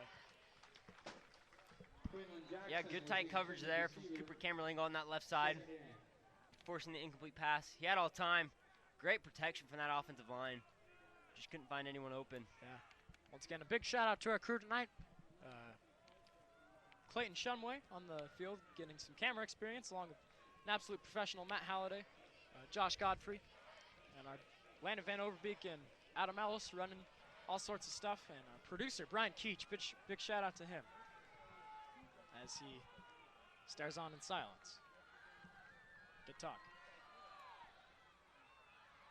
As Tyler Nelson handing it up the middle to number 15, once again Bryson McQuivy. Yeah, looks like he's back at it. He's like, hey, I'm good to go. What helmet? No helmet, no problem. It's going to be 3rd I believe- and 6 with 3:16 remaining in the second quarter. Yeah, and if you're Maple Mountain, you're looking for a touchdown here. You can't settle for a field goal, especially down 19-0 already. Eagles breaking huddle. Nelson and shotgun. Vikings showing blitz. Viking bringing the house. And Spencer Tatioli, the one and only, dropping Tyler Nelson from behind. What a play by Spencer. He came through that A-gap and just blew the play up. Tyler Nelson had nowhere to go. He was trying to get rid of it. I do not think he did. It looks like it's going to be an intentional grounding. I think, though, I thought he was down, and so either way, but even if he wasn't, that's an intentional grounding. It'll be 4th down. Imagine if we had instant replay. I know, I wish. 2025 or something like that. Intentional grounding indeed from Tyler Nelson there. What a play from Spencer Tatioli. Yep, so it looks like it will be a loss of, I believe, 10 yards, maybe 15. Don't quote me on it, but it will be 4th down. And so huge play from Spencer Tatioli. That just changed the whole end of the first half. Maple Mountain went from being somewhere close to having a shot at a touchdown to now hopefully getting 3 points out of this kick. Let's see if Yeah, he's hitting warm-ups from right here, Yeah. this exact same spot. this is a free throw. This kick is up and way off to the left. Viking special teams coming in clutch there. That is a no-fly zone indeed. As the Vikings will try and get another score in here just before the half. Yeah, now they're set up to great field possession at about the 35, 40-yard line. So that'll be huge with still plenty of time. 2 timeouts, 2 minutes and 40 seconds left in this first half. And we'll see what they can do here. Viking defense should be very proud of themselves. They've balled out tonight. Oh, yes, for sure. And it looks like for some reason they're putting it at the 20. I don't know why. Not sure either. Mysteries of the universe. Vikings breaking huddle at the 20-yard line with 2:43 remaining in the first half. Coaches are not happy. But play must go on. Fired up on a Friday. I'm confused too. Looks like Brooks. will take- Handoff up the side to Brooks Winterton. He takes a few hits and he's going to run it out for about 4 yards there from senior Brooks Winterton. Yeah, I don't know. It should be. It should be about the They should be about the 40-yard line right now. Looks like a little bit of miscommunication. Oh well, play must go on. Brooks Winterton missing a lot of last season with an injury, but glad to have him back this season as he's a baller for sure. Yeah, he'll be a key wide receiver for these guys. Look for him to get a lot of targets with Darius being double teamed most of the time. Nelson dropping back, finding Brooks Winterton once again as he's going to get it about the 40-yard line. Yeah, nice little slant there. Saw him practicing that in warm-ups, and Right there, nice little Darius being double 15-yarder teamed most of the as time. they get the first down about the 40. Winterton had a big Nelson touchdown dropping reception back, finding last Brooks game against Winterton once Riverton. again as he's going to get it Definitely about look the for him to get 40-yard another one line. today. He's a speed demon.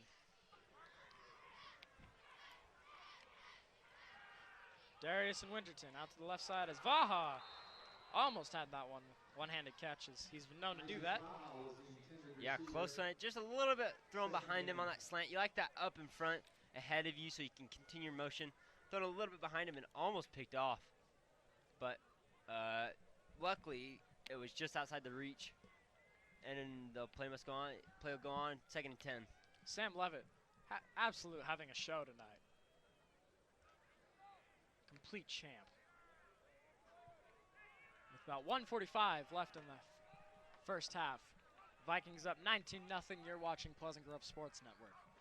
Levitt getting the snap, dropping back, looking to his right, looking to his left, throwing to his left, deep.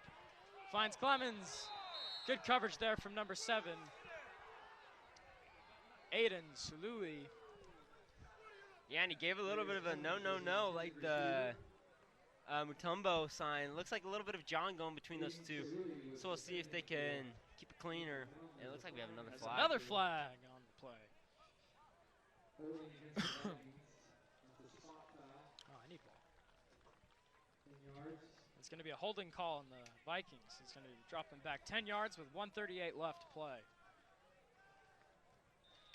And now if you're the coaches here, especially Coach Wooten, you got to decide with just under a minute 40, do you still go for the touchdown, maybe try and get the field goal, or do you just waste it, run the clock out, and then head into halftime up 19-0? If I'm Wooten, I'm trying to score here. Yeah, it looks like shotgun mode. 2nd and 25, Levitt dropping back. Levitt facing pressure, finds Clemens on the left side. Clemens seeing his man, drops one. As the entire Maple Mountain team will come and get him. But Clemens with some fancy feet work there. Good mode. Dropping Yeah. 2nd and 25, Levitt dropping back. that Levitt was facing pretty. pressure, finds Clemens I'm on the not gonna left lie. side. Clemens Beautiful seeing his man, footwork. drops one. Somebody should check and see if that was cake, 'cause As that wasn't the real. entire And it looks like Pleasant Grove calls timeout. Minute 12 left. Looks like they're going to see if they can draw something up. 3rd down 25. Got a long way to go. 1:12 left to play in the first half. My name is Brendan Larson. And I'm Jack Paul. Scoreboard update time from around the world of the greater Utah area high school football.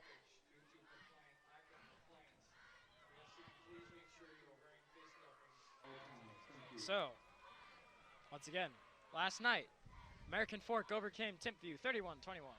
Currently, Fremont and Salem Hills. Fremont leading ahead 7-3.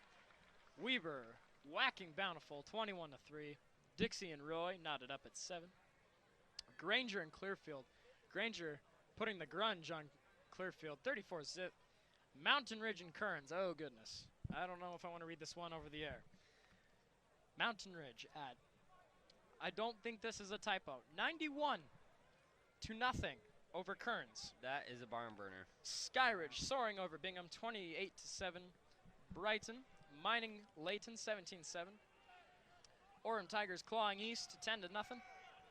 Farmington flying over Syracuse 14-7. Corner Canyon hustling the Harriman 49-0. Taylorsville tackling Northridge 10-7. Davis overcoming Viewmont 24-0. And Westlake and Provo, Westlake ahead 16-7.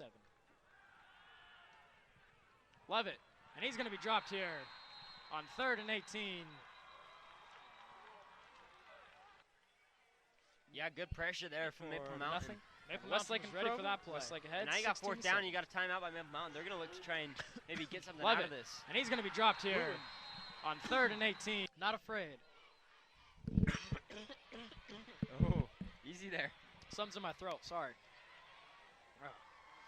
Swallowed water wrong or something. Yeah, as I'm looking at some of those scores you're talking about, the big game I'm looking at is Skyridge versus Bingham. Bingham, last couple years, going deep in the state playoffs, down right now 28-7 to Skyridge. Skyridge is one of these many good teams in this Region 4, along with Pleasant Grove, AF, Lone Peak, and Corner Canyon. So you're going to have to get wins where you can. Really impressed how fast Skyridge has built their football program, them Yes. being a relatively new school. They've definitely come a long way for a new school. Vikings going to punt this one away. I'm not mistaken, that was Brooks Winterton with the punt. That was going to bounce out around the 42-yard line. Pretty good punting there from Brooks Winterton. Yeah. Didn't know he had that in him. Got a little bit of a good bounce from about the 45 to about the opposite 40. And so, Maple Mountain have just under a minute to try and get something out. Got pretty good field position. We'll see what they go for. Oh, I forgot. We're on the radio. Ladies and gentlemen, if you're listening to us live on KPGR 88.1 FM, glad to have you here. Yeah, and then also catch us on KSL.com every week. Try to get all the football games as we can. Football, football, football. Yep. So nice. Say it thrice. Yeah. Tyler Nelson rolling out to his right side, throwing a bomb down the field. Caught! What a catch. Kyson Hall. And Somebody just pull the in fire time. alarm. That man is burning. And just after you were saying, great coverage, Aaron Jones. Looks like he Tyler got a Nelson little bit turned rolling around out to his right side, Great throwing play a by bomb Kyson down Hall. the field. Stay Caught! concentrated, make that What a catch, and now they're catch. inside Kyson 25, Hall. And they got something going just under 40 seconds left. Clock ticking to 40. Nelson out to his left, feeling pressure, escaping, throwing to his left. Caught out of bounds there by number Cole McAllister. Cole McAllister. No relation to Randy McAllister, legendary basketball coach at Pleasant Grove High School. Yeah, and then just another nice rollout. Avoided the sack from Spencer Tatioli. Rolls out, gets a nice little first down. Got a nice little 10 yards as he keeps the clock going, and he gets out of bounds and stops it at 33 seconds. Maple Mountain into the red zone here for, I do believe, the first time tonight. Trying to get some points up on the board before the clock expires in the first half.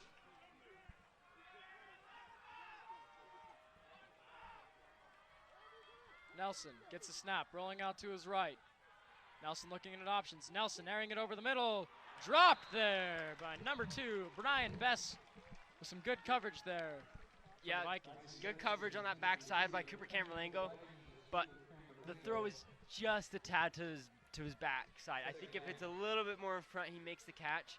Had to kind of reach back to get it, and that's why he couldn't quite catch it. Still a pretty good throw on the run, though, from Tyler Nelson. Great to see Cooper Camerlengo absolutely balling out today. Didn't get a whole lot of reps last season, and now he's killing it. Yeah, he's having a really good game, playing good, tight coverage. And they need him to this whole year, especially come these big schools they're playing, excuse me. Tyler Nelson in shotgun, play clock at 2. Nelson to his right, got his man, Bryson Hall. Flag on the play. Touchdown, What Maple a Mountain. throw. Kyson Hall with the reception. Oh my goodness. What a throw. I believe that's going to be pass interference. Nelson to on his the right, defense. got his man, Little Bryson bit of Hall. Aaron Jones, but what a throw and catch Flag on the by play. from Tyler Nelson to Kyson Hall. He just lobbed it up in that corner, and he let him go get it. Yeah, pass interference don't matter. And the big thing, I think, on this drive, for about the most of the first half, 4 targets, no reception yards. On this drive, 2 receptions for big yards, one including the 30-yarder to get the first down, and the second one to get that touchdown. Big adjustment there for Maple Mountain. So now Maple Mountain learning to put points on the board as their special teams gets it done. Putting the score at 19-7. Pleasant Grove leading the way. With 21 seconds remaining in the first half, you're watching Pleasant Grove Sports Network.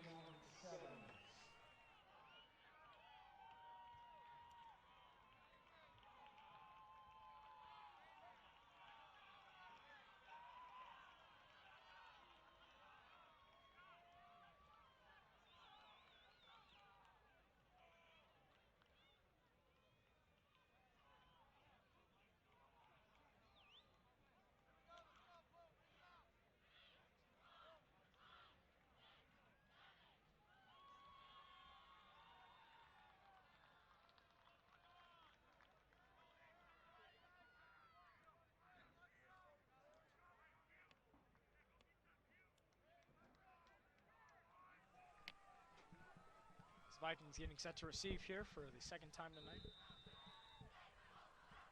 This kick is up, and away, in the words of Kid Cudi. And fielded by Aaron Jones in the backfield, and he's going to have a fair catch here. Vikings will set up shop at the 20-yard line with 21 seconds remaining. Yeah, with only 21 seconds left, at their own 20. I don't see Pleasant Grove going big. Maybe like just a nice little run, maybe even a knee. Just to head into halftime. I'd honestly be surprised if the Vikings take a knee here. Think so?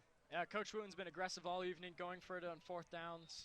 I think he's going to try and hit Darius on a long one. Think so? Maybe try to go deep once.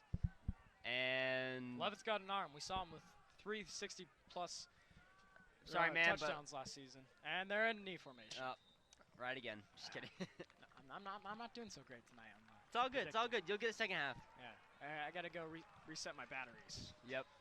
All right, ladies and gentlemen, that concludes the first half on Pleasant Grove Sports Network. Your Vikings out ahead 19-7 over the Maple Mountain Golden Eagles. My name is Brendan Larson. And I'm Jack Paul. You're watching Pleasant Grove Sports Network. Stay tuned for the second half coming up momentarily. Thank you.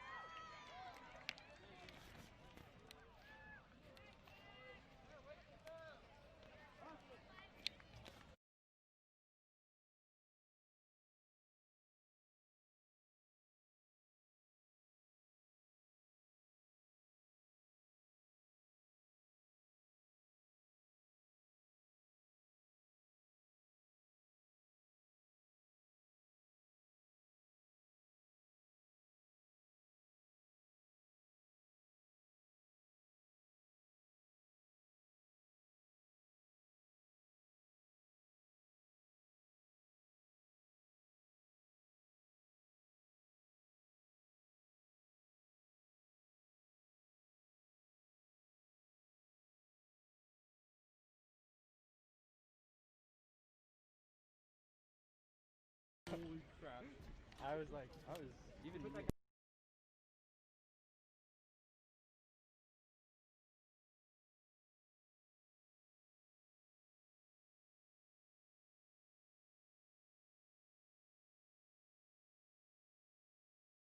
audio.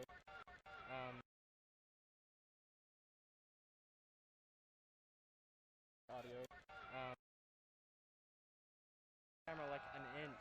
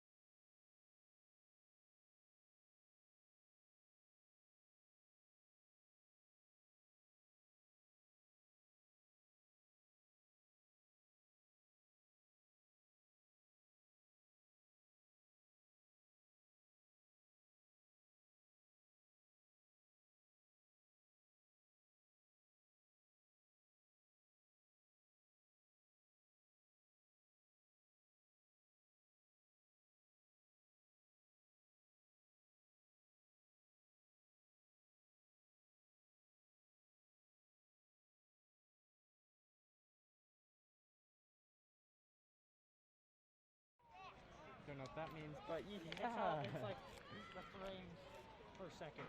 Yeah, I don't know anything about that. I just know like the little numbers up at the top.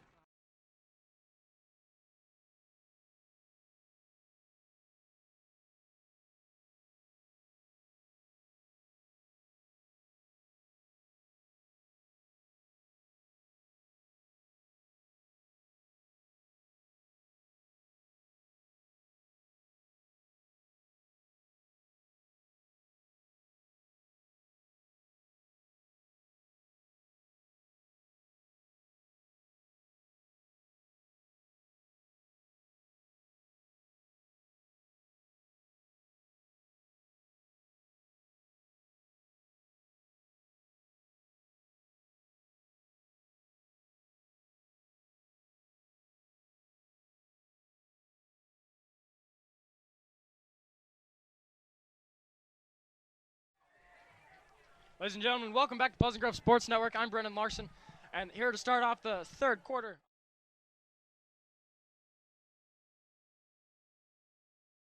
We can get underway with the second half of another Friday night under the lights. Vikings playing tremendously in the first half, up 19-7. Couldn't connect on their PATs, but it's all right. They've got the lead. Clemens and just balling out today. So is Sam Levitt, and that's going to be another touchback. Let's see if Maple Mountain can turn it around from their first half. That wasn't the greatest. They did get into the end zone at the end. Tyler Nelson connecting with Bryson Hall, one of the greatest catches I've ever seen. Double coverage with Aaron Jones all over him, and Kyson Hall just comes up with a brilliant catch. As my partner Jack Paul now joins me. Yeah, sorry about that. Tried to fix the camera real quick. Jack Paul, the one and only. Yes, sir. As Maple Mountain begins another offensive campaign, starting out on the 20-yard line. 1st and 10, 12 minutes in the third quarter to go. Viking defense hungry and ready for more. Yeah, we'll see if they can keep that connection with Tyler Nelson and Kyson Hall. Run up the middle to start off the third quarter, and that's not a good decision. It never is. The big bearing teeth of the Viking defensive line, and that's going to send them back for a few minutes. Yeah, I honestly think Pleasant Grove is just baiting them to go up the middle because they know their front seven can handle their that offensive line, and that they'll stop anything that comes their way. 2nd and 8 for Maple Mountain here on offense. And what also helps is when you start getting confident on that front seven, then you can start putting less in the box, more outside on the in the back, start protecting that passing game, and that just hurts offenses. Nelson rolling out to his right, looking downfield. He's got all the time in the world, and he throws a skip pass like he's skipping rocks at Utah Lake. And that's going to be out of bounds. Yeah, just a tough little throw. Didn't really have anywhere to go. Might have been trying to throw it away, but at the same time to his receiver, or it could have been just kind of underthrown a little, and that'll bring up 3rd down and long. 3rd and 8 here for Maple Mountain with 11:15 to go in the second half. Maple Mountain breaking huddle. Nelson. And shotgun. He's got wideouts to his left and his right. Dropping back, looking right, throwing right, deep down the field. That's going to be incomplete in a double coverage. Cooper Campbell-Langle and Colton Bayless with the lockdown defense there. Yeah, but trying to go deep, trying to get that 1st down, trying to get something going. But yeah, good coverage by Cooper and Colton, and it was a little bit overthrown, just a little bit, but yeah, also great coverage, and that'll force the 3 and out.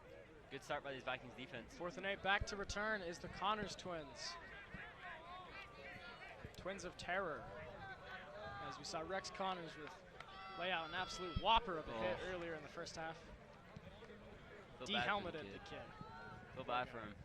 That's going to bounce out of bounds at the 40-yard line. Sam Levitt and the Viking offense ready to take up shop and try and punch the Vikings into the blue zone once more here this evening. About the 42-yard line. First down Vikings. Jack, what were some great things you saw in the first half from both sides? First off, for the Vikings, I think that offensive passing game was killing it. Couldn't really get running game, but Sam Levitt with those little quick slants, and then starting the second quarter, starting to go deep to Darius Clemens, and Also, nice little slants to Brooks Winterton. And then on the other side, Maple Mountain, they started slow, but that last drive I think was big key for them with 2 deep balls to Kyson Hall. Vikings starting out the way they started the first with Rex Connors turning it upfield. Rex runs out of bounds at the 50 after about an 8-yard gain. That screen play is really working for Coach Wooten and the Viking offense. Yeah, and honestly, Coach Wooten's happy to just say, here, take the ball, Rex, and just go do your work. Do what you got to do. Because really, I don't know many people that are going to want to try and tackle that kid. I know I don't want to. Great googly moogly. He's an absolute unit.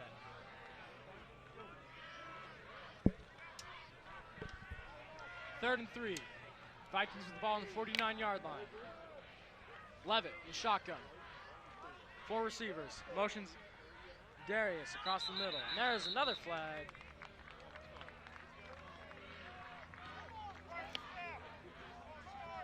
Another false start on the Vikings. That's, I think, the 3rd time this game. Quite a few penalties on this Vikings offense. It's kind of halted these drives. Got to start cleaning that up. Levitt, shotgun.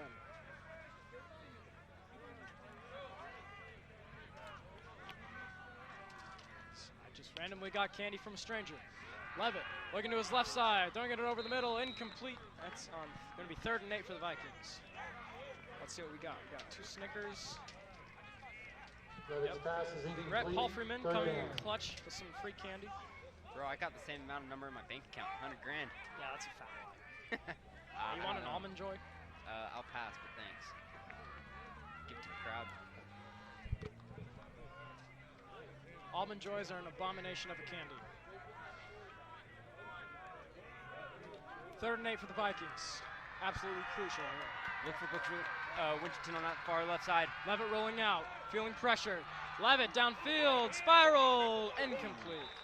Clemens almost running under that one. Oh, it looks like we have a late call. Darius Clemens was the intended receiver. But yeah, look, nice little kind of trying to think of the word. Bootleg there. Had 2 options there. Couldn't quite get it. Looks like Sam Levitt got hit at the very end, kind of looking off the Personal field. foul Hopefully he's against okay. Pleasant Grove. And another penalty on Pleasant Grove.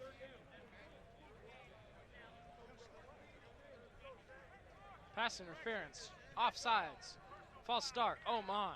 Personal foul. I've seen a lot of interesting calls in my day. That was The penalty takes the ball back to the 29-yard line. Brooks Winterton coming out to punt away for the Vikings here. Brooks Winterton morphing into a Swiss Army knife of a player. Been extremely versatile, can play both ways, and special teams apparently. Yep. And now, and also with that penalty, that's going to create maybe a possibility of getting good field goal.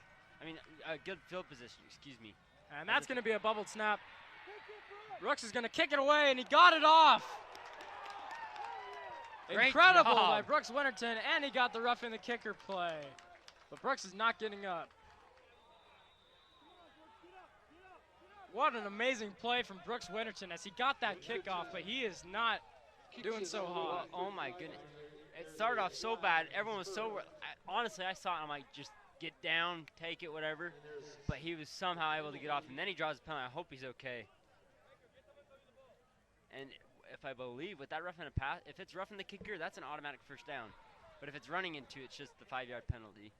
That's got to be roughing the kicker. Yeah, and it looks like they're marking it. Personal foul against Maple Mountain. And it's going to be a personal foul, so And that is huge for Maple Mountain. Vikings getting saved by the referees there on that play. Worst case scenario there for Maple Mountain. He kicks it off. They get the ball at about the 40, 35. It's a great kick, but you still have the ball, but instead it turns around. One of the kids is hurt, and Pleasant Grove still gets the ball at their own 45. Huge Brooks break. Winterton still down. Let's hope he's okay. You got to vital feel part of this. Yeah, you got to Vikings feel team. for him. Tough year last year. Was hurt for most of the year. Really looking forward to it. Finally, senior year, playing great. Played great in the first game. Had a good start, and now it looks like he's limping on one of the legs. Brooks is up. Still seeing if he's walking. We do have the injury cart, if that's necessary, but he's okay walking. assisted by, looks like Coach Bayless, and a team affiliate. At least looks like he's able to put pressure on both feet, which is good. Good sign so far. Brooks that was one of the greatest plays I've ever seen. Now he's Just walking kidding, on but his that was a own, good play. that's I know, yeah, what a play.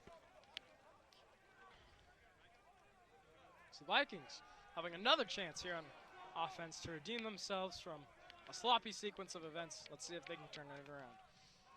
Yeah, huge turnaround there. Went from Maple Mountain having the ball at their own 45 to Pleasant Grove having it on their own 45. 10:30 in the third quarter. Levitt. Split wideouts. Gets the snap high, hands it off to Aaron Jones, out to the right. Jones got room to roam at the 50. Jones cutting out to the 40, lost the ball, and picks it up. Looks like we have another holding though. And another flag on the play. I want to say it was on the right tackle. A little bit of a grab. And once again, another huge penalty for the Vikings. Every time Aaron Jones seems to break through, it's because of holding. Oh, man. Poor guy can't catch a break.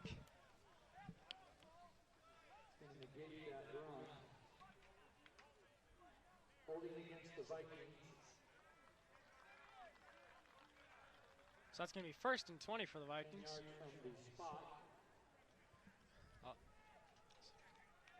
10:22 remaining in the third quarter. You're watching Pleasant Grove Sports Network. My name is Brendan Larson. And I'm Jack Paul. We'd like to give a big shout out to our viewers on KSL Live and all of our listeners on KPGR 88.1 FM, home of the Vikings. Levitt and shotgun. Levitt. Once again to Jones on the right side. Jones cutting back to the middle, and he's going to be stopped up for a gain of about 1 if we're lucky. And another bit of a physical altercation between the two teams. Seems it was quickly defused. Good to see. Aaron Jones picks up a couple.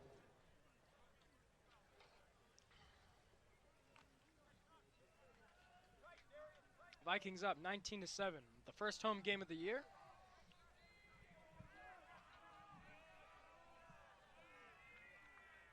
Colton Bayless getting motioned across to the left side, lining up right to the left of Vaha. Maple Mountain showing blitz.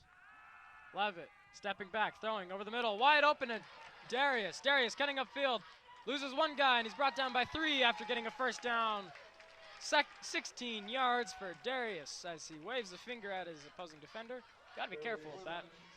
Yeah, what a play there. Just a nice, easy kind of slant route just across the middle.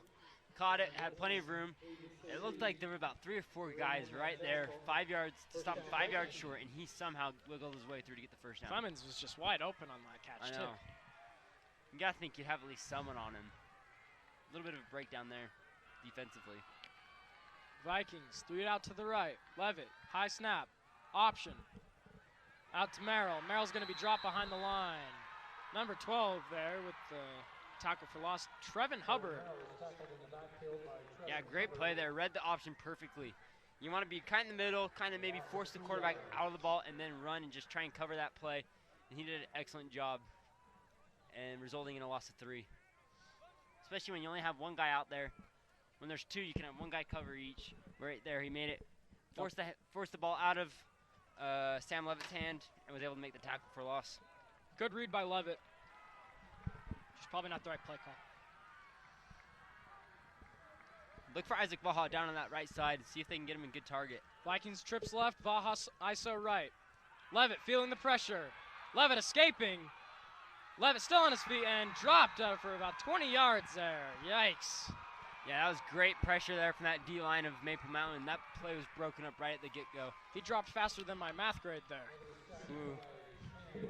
Self-burn, those are rare. You know, I'm a humble guy. What can I say? So it's going to be 2nd and 25 for the Vikings with 8 minutes in the third quarter.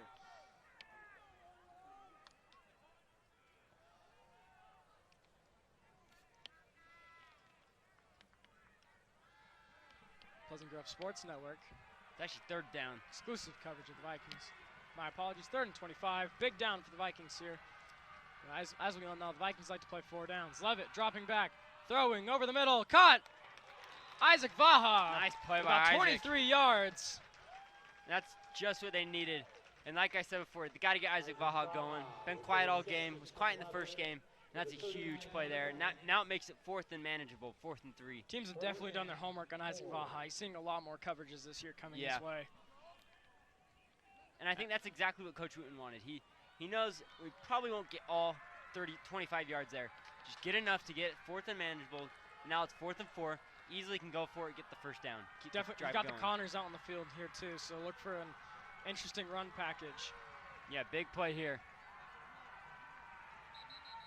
Timeout Vikings, as there seemed to be a miscommunication as Coach Wooten throws off his headset. Didn't like what he saw there. I thought it looked good. Yeah, and this is a big play coming up. Yeah. Got to get it right. Maple Mountains gets another score. They're within 2. Yeah, just under 7 minutes here in this third quarter. Vikings up 19-7. Vikings could put this game away with another touchdown here. Time for your scoreboard checkup of Utah 6A high school football. Our favorite time of the night. Turning into one of my favorite segments, honestly. Oh, yes. So, once again, American Fork topping Timpview 31-21. Salem Hills currently conquering Fremont 10-7. Weber whacking Bountiful 28-3. Dixie and Roy still knotted up at 7 apiece. Granger, I can't think of a good pun. Beating Clearfield 34-7. I don't know if this is right, but it says Mountain Ridge 200. Kearns nothing. There's no way. There's no way Mountain Ridge got 200. Sky Ridge up 35-7 over Bingham. And we'll return to our scoreboard update after this play. 4th and 4 for the Vikings. Levitt with the Connors to his right and his left. Levitt dropping back, looking right, throwing right. And that's going to be a pass interference there. Number 5, Riker Scow drawing the pass interference. The sophomore getting some varsity reps there. Yeah, what a play there. Nice little slant to the left. And he went from right to the left. And he tried to get on the inside, tried to reach in. Just got a little bit too much body wrap around, and the rest are that's exactly what they're looking for. Great play call by Coach Wooten as it leads to the first down. Yeah. There's no way this is 200. According to Max Preps, it says 200 nothing. Mountain Ridge. I'm not going to say if that's right or not. Overcoming Kearns, allegedly 200-0. But at the same time, it also says this game is over, which we're in the third quarter. Yeah. 6:50, speaking of, Levitt, bit of a bumbled handoff to Jones. Jones bouncing out to the left side. He's got room to run at the 20. Jones still on his feet and pushed out of bounds at around the 5-yard line. Well played there for Jones. Yeah, when it looked like he was down. Looked like he was down, but he I kept couldn't his see feet from going. my position. It looked like he was down, but he stayed on his feet. Incredible play there. Yeah, he was able to get the first down, leading to a 1st and goal. And the Vikings, once again, knocking on the red zone door. Levitt with the play, coming into the huddle. Do we have an update on the alleged 200-0 game? According to Max Preps, it says it's 200 nothing. I'm not going to say if that's right or wrong, but whether it is or not. Well, if it's true, we'll probably see it on ESPN or something. Oh, yes. And Aaron Jones, it looks like, getting caught up there by the Golden Eagle defense, and he's going to be driven back to around the 12-yard line. Looks like that was Bryson Bliss with that tackle. Great wrap up there, holding to a loss of 4. All right, time to resume our scoreboard. Orem clawing East High 24-0. Farmington farming Syracuse 14-7. Riverton just riding over West Jordan 27-0. Corner Canyon putting the absolute hurt down on Harriman 56-0. Taylorsville having the edge over Northridge 17-14. Levitt gonna throw a screen out to Rex. Rex on the side. Loses his man at the 10 and leaps ahead for the 5-yard line. Recovering some of the yards that was lost there. It's going to be 3rd and goal. Yeah, I believe that was Teddy Wright on the tackle. A great job. He didn't bite for that inside, for that cut inside. Stayed with him, is able to drag him down. If you're going to tackle Rex or Porter, you got to go for the legs. Got to have. If you go up top, you're going to get clobbered. Yeah, the upper body strength is something to behold. Copper Hills 12, Hillcrest 6. Davis 38, Viewmont absolutely nothing. Westlake ahead of Provo, 23-13, and that concludes your scoreboard roundup for the third quarter. Levitt floating it over to the end zone. Darius, incomplete. Looks like he's just out of bounds. Still got the catch, though. Yeah, it looked like he tried to get some feet in bounds, just couldn't quite get it. Levitt threw that one a little too far for Clemens, and that's going to be 4th and goal. Let's see what Wooten elects to do here. Yeah, this is a big play call coming up. Oscar Ortiz has already missed 2 extra points, so you run the risk of missing another one. And Wooten is going to go for it here. Yeah, at the same time, if you don't get it here, that's a missed opportunity. Look to see a counter here from the Vikings. Clemens and Bayless out to the left. Vikings in a power package. Levitt dropping back, throwing. I can't tell he was going for Porter Connors or Darius Clemens there, but that's incomplete nonetheless. And Clemens is a little slow to get up, and he does get up though. Looks like his wrist is hurting. Yeah, I couldn't quite tell. I don't think he was going for. I think he was going for. I can't remember. I couldn't tell. Maybe it might have been Rex Connors in that back corner, but just a little underthrown. If he was going for Darius, it was thrown too far behind him. Oh, the Vikings do have great defensive field position now as Mountain Ridge looks to get a little less out of the hole here. Yeah, and put more points up on the board. Yeah, and, hats off to Maple Mountain holding their town, holding their defense down, their fort down. Defending the castle. Yes, first and goal at the 6. 4 down territory, and they hold them. Great job by Maple Mountain. Hand off to the left side. Viking defense missing a few tackles there, and they're going to get him around after he picks up a first down. I believe that was number 15, Bryson McQuivy with the carry. Yeah, great job by Bryson to keep his feet moving. Looked like he could have been brought down about around the 5, get his feet going, and was able to get to the first down. Missed tackles. Yeah, and get some space going for Tyler Nelson to get some room, make some throws. Tyler Nelson back, running out to his right. He's got room to run, throwing. That's going to be out of bounds. Yeah, 2nd and 10. Tried to go with like that back door to the sideline throw, just a little bit underthrown. Great coverage there from Colton Bayless and Cooper Camberlango.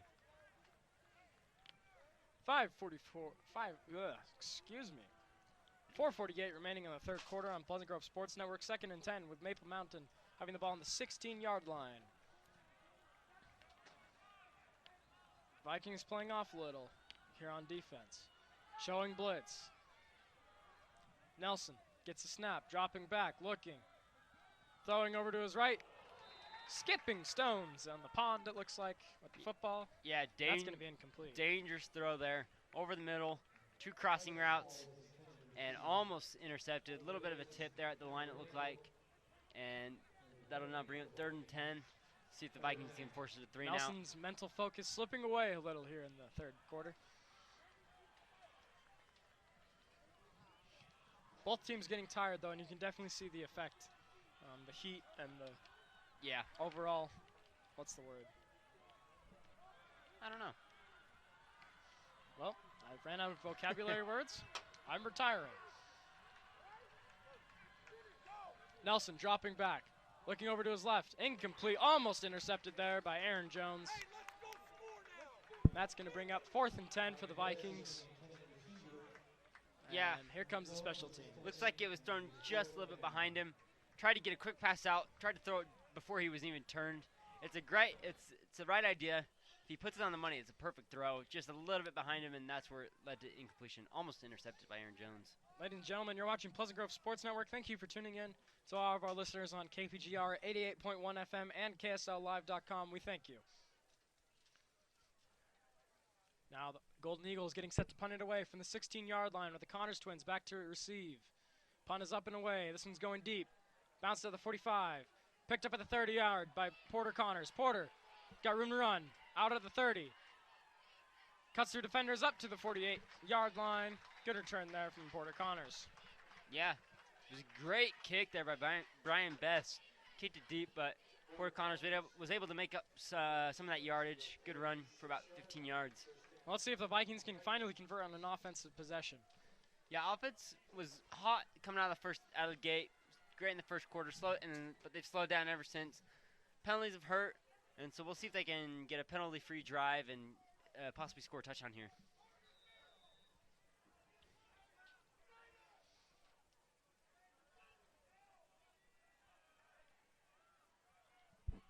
So some confusion on the sideline from the Pleasant Grove side.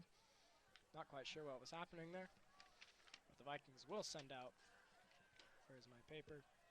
Jaden Wright looks like. Over the middle, Isaac Vaha with the reception. Yeah, nice little slant there. And that's, I believe, Isaac's second catch, and they need to get him going if they want to get somewhere. He's a big target for them, especially in that red zone, that he can either, just nice little slant there as you just saw. Hit him Down over to the the crossing 37-yard line. Isaac Vaha with a 15-yard reception. That was pretty. Oh, yeah. 4 minutes left in the third quarter. Vikings looking to put another score up on the board and increase their lead. Levitt in the shotgun. Hands up the middle, Dane Doman. Dane quickly stuffed up by the whole Mountain Ridge defensive team. Driven back and sat down. Once again, getting a little chippy there between the two teams. As the referee comes to separate. Yeah, great job there by number 12. I believe that was, I lost my paper. Trevin Hubbard, the D-line. Great Trevin job Hubbard to break having it up. Big second half. Yes. We called his name multiple times. A couple big stops there in the red zone for Trevin, excuse me, and another one there stopping Dane Doman. The Vikings lighting Vaha out in the wideout position. And caught by Riker Scow for a 7-yard gain. The sophomore showing out. Yeah, great catch there, but nice job by Cole McAllister to come over and halt him after making that catch. Hit him hard, and I believe that'll result to a 3rd and 4. Vikings shifting through their lineups, going a little deeper into their bench here in the second half. Levitt coming to break the huddle with the play. 2:50 left in the third quarter. As it is completely dark here in Utah Valley. Coming to you live from the mouth of Battle Creek Canyon, this is Pleasant Grove football. Levitt gets a snap up the middle to Porter Connors. Porter fighting through upstream for about 2 yards from being generous. Yeah, it's going to be close. He might be a little short, maybe a yard. Really had to fight. And if I had to bet anything, I think they're going to go for it. Yeah. If they don't get it. If I was a betting man, yeah, they're going to go for it. Oh, they got it. Great job by Porter Connors to Porter muscle his with way the through. extension.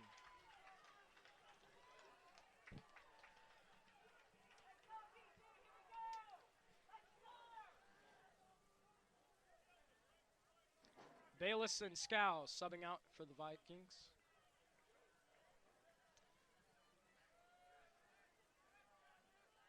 And two things to be nervous about if you're Vikings.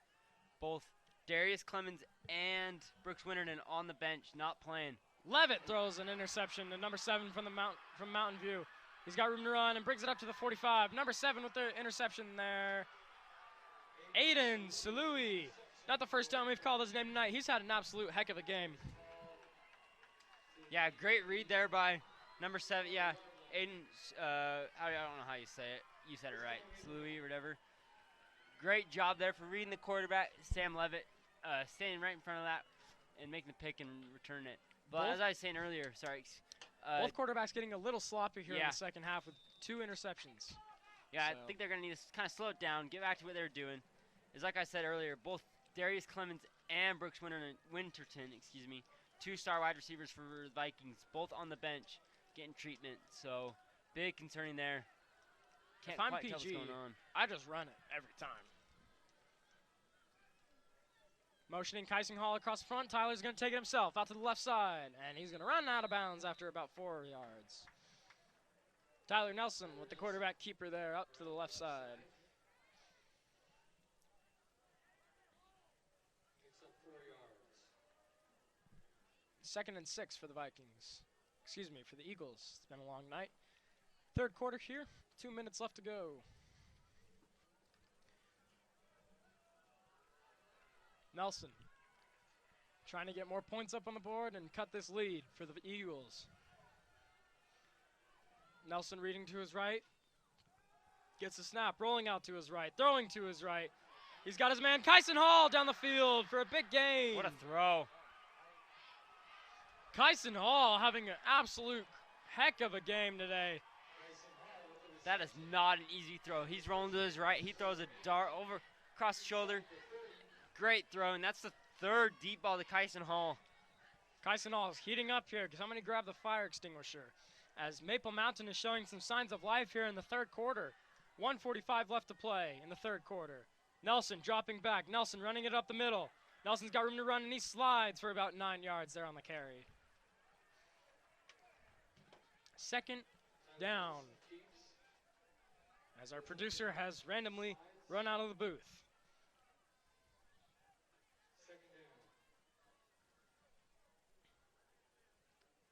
Yeah, and for an update, it looks like from our view, Darius Clemens has taken his pads off. It does not like he's going to be returning. He's got the cast on. He's about to put his arm into a sling. Not looking good. And That then is- Brooks Winterton is also in crutches, so not a good look for this Vikings offense. Tough break. Nelson gets the handoff. Out to Bryson McQuivy on the right side. McQuivy's got room to run, hurdles a man, and brought down at around the 10-yard line. First and goal coming up for Maple Mountain Golden Eagles. Yeah, just a simple outside handoff right there. And Bryson McQuivy just going right to the right side, cutting through, getting about 11 yards, and it's first and 10 at the 10-yard line, first and goal, excuse me. And right now, Maple Mountain's got a lot of confidence going on this offense. The Viking They're really bleachers are rolling. getting a little nervous, I can tell. Yeah, Vikings defense need to clutch up right here and get a stop. First and goal.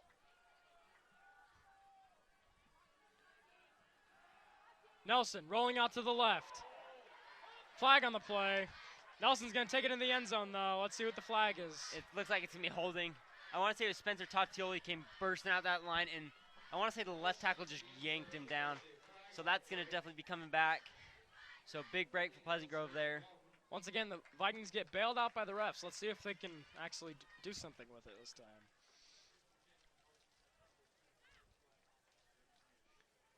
So, Jack, have you been watching any NBA recently? Yes, the Jazz looking like the hottest team right now, am I right? Beating up on the Nuggets. Yeah, the Jazz are honestly turning things around.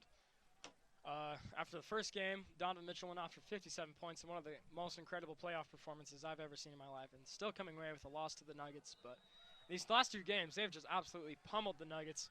Jokic looks lost, scared, with no shirt, no shoes, and no service with Gobert guarding him. Yep. Tyler Nelson in shotgun. Dropping back, looking, avoiding pressure, rolling out to his right, throwing downfield, batted away by number 23, the one, the only, Cooper Camberlango with the deflection.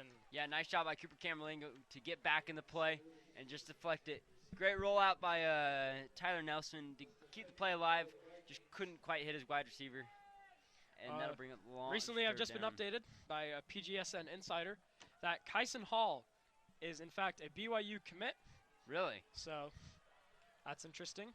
Yeah, and the fact that Pleasant Grove, they started off really well. He's starting to get a couple plays in, but I think they've done a pretty good job against him.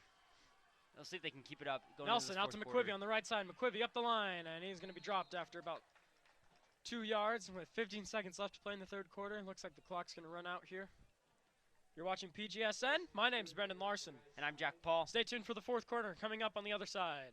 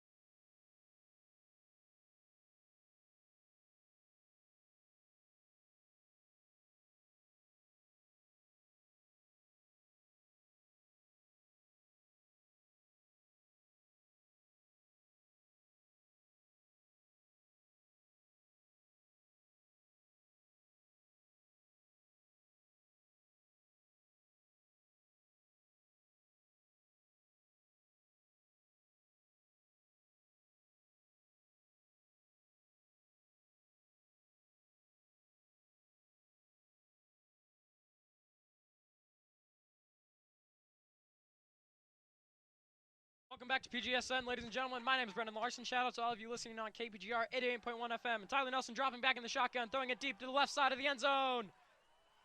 And that is going to be cut. What a for catch. a Maple Mountain touchdown. Was that the man? Holy Kyson crap. Hall with there? Kyson Hall with his second touchdown of the evening. I mean, what a dime by Tyler Nelson. Coming out straight out of the gates like a horses on the track. Goodness gracious. He put that thing on a string right to Kyson Hall, made that look easy. And right now, Maple Mountain is not out of it. They're only down 6, extra point coming up.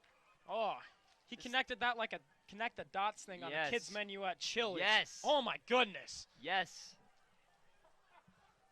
And the PAT is up and in. And this game, we've got a good one on our hands, folks.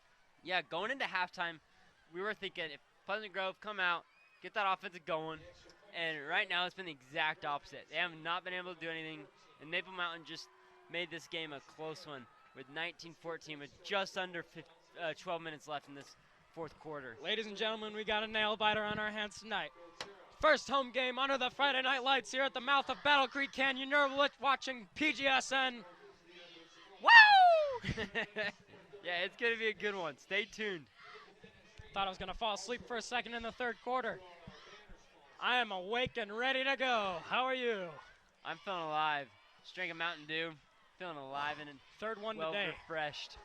I just got my face mask back to me after it snapped for some inexplicable reason.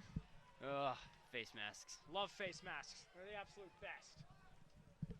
Keep COVID away. Back to receive for the Vikings is, I believe, Colton Bayless and Riker Scow, who's going to field this one in the end zone and take a touchback. The Vikings will attempt to put this game away on the 20-yard line with sophomore quarterback Sam Levitt coming you all the way from Oregon to play some football in little old Utah. Yeah, and I think starting this fourth quarter, the Vikings got to get this running game going. This offensive line's got to get some spacing, get some gaps opening up, get some running rooms for Aaron Jones, Porter Connors, Rex Connors, Carter Merrill. They got to get something going because right now they haven't been able to run the ball at all. Vikings with their two best wide receivers out and down for the count. We'll look to see if some other offensive options step up. No, number 14 now taking the field. Where's my paper? Where's my paper? Where's my paper? And that is going to be over the middle by number 14. I don't know who that is. And they're saying that Just kidding, it's Colton Tanner, the sophomore, with the reception. And they're saying that was incomplete. Looks like he made a clean catch. I don't know if it would have hit the ground when he came down or what, but it'll be 2nd and 10. As I'm trying to get my papers organized. It's proving to be a hard task.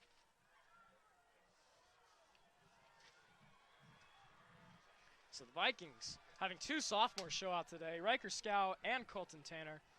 Colton Tanner has the same birthday as me, fun fact. Really? And ooh, Aaron Jones eating up in the backfield there. 2nd and about 12 for the Vikings. Yeah, nice play by Carson Golding to just break that offensive line. And right now, this front 7 from Maple Mountain is just doing whatever they want. Maple Mountain defense is hyped. They are ready and hungry. Oh, they're every tackle. They're up and at it. And the Viking offense looking a little bit like the deer in the headlights. Yeah, they've got to just get something going, whether that's just a little screen, get that first down, get a little bit of a pitch. They got to get something. Go back to what they were doing that first quarter. Deer in the headlights are a sophomore on the first day of school. Yep. Analogies. Right. Oh, yeah. Levitt, back. Almost over there to Rex Connors, incomplete. 3rd and 13. Yeah, and once again, another 3 and out. And right now, Maple Mountain now has a chance to take the lead for the first time. It looks like the Vikings are going to punt this one away. Now, if you may recall last year, Evan Robinson had the fake punt in one of the greatest plays in high school football history. Oh, yeah. We could see another potential one of those today. It's a possibility. Evan Robinson on the injury list this year. Definitely hope to see him later on. He is walking in the sidelines. And back to punt for the Vikings is, I believe, Cooper Camberlengo. I could be wrong on that. It's going to bounce it around the 45 and going to be downed by number 13, Nick Staffery. Want to plug my phone in? Yes, sir. Thank you. Yeah, and now with this Maple Mountain offense coming out, they've got all the momentum they want. That Kyson Hall, that Tyler Nelson to Kyson Hall is looking great right now. And we'll see if they can keep it going. The Viking defense is looking a little tired. They're going to definitely need to clutch it up and stop this Maple Mountain offense, who has been on a roll. 14 unanswered points by Maple Mountain.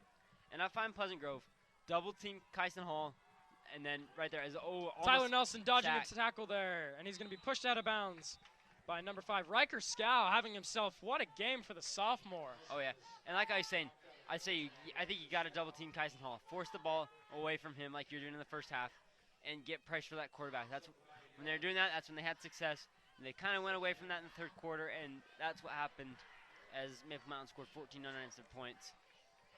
2nd and 9 from Maple Mountain on the 45-yard line with 10:54 left to play in the fourth quarter. It's crunch time.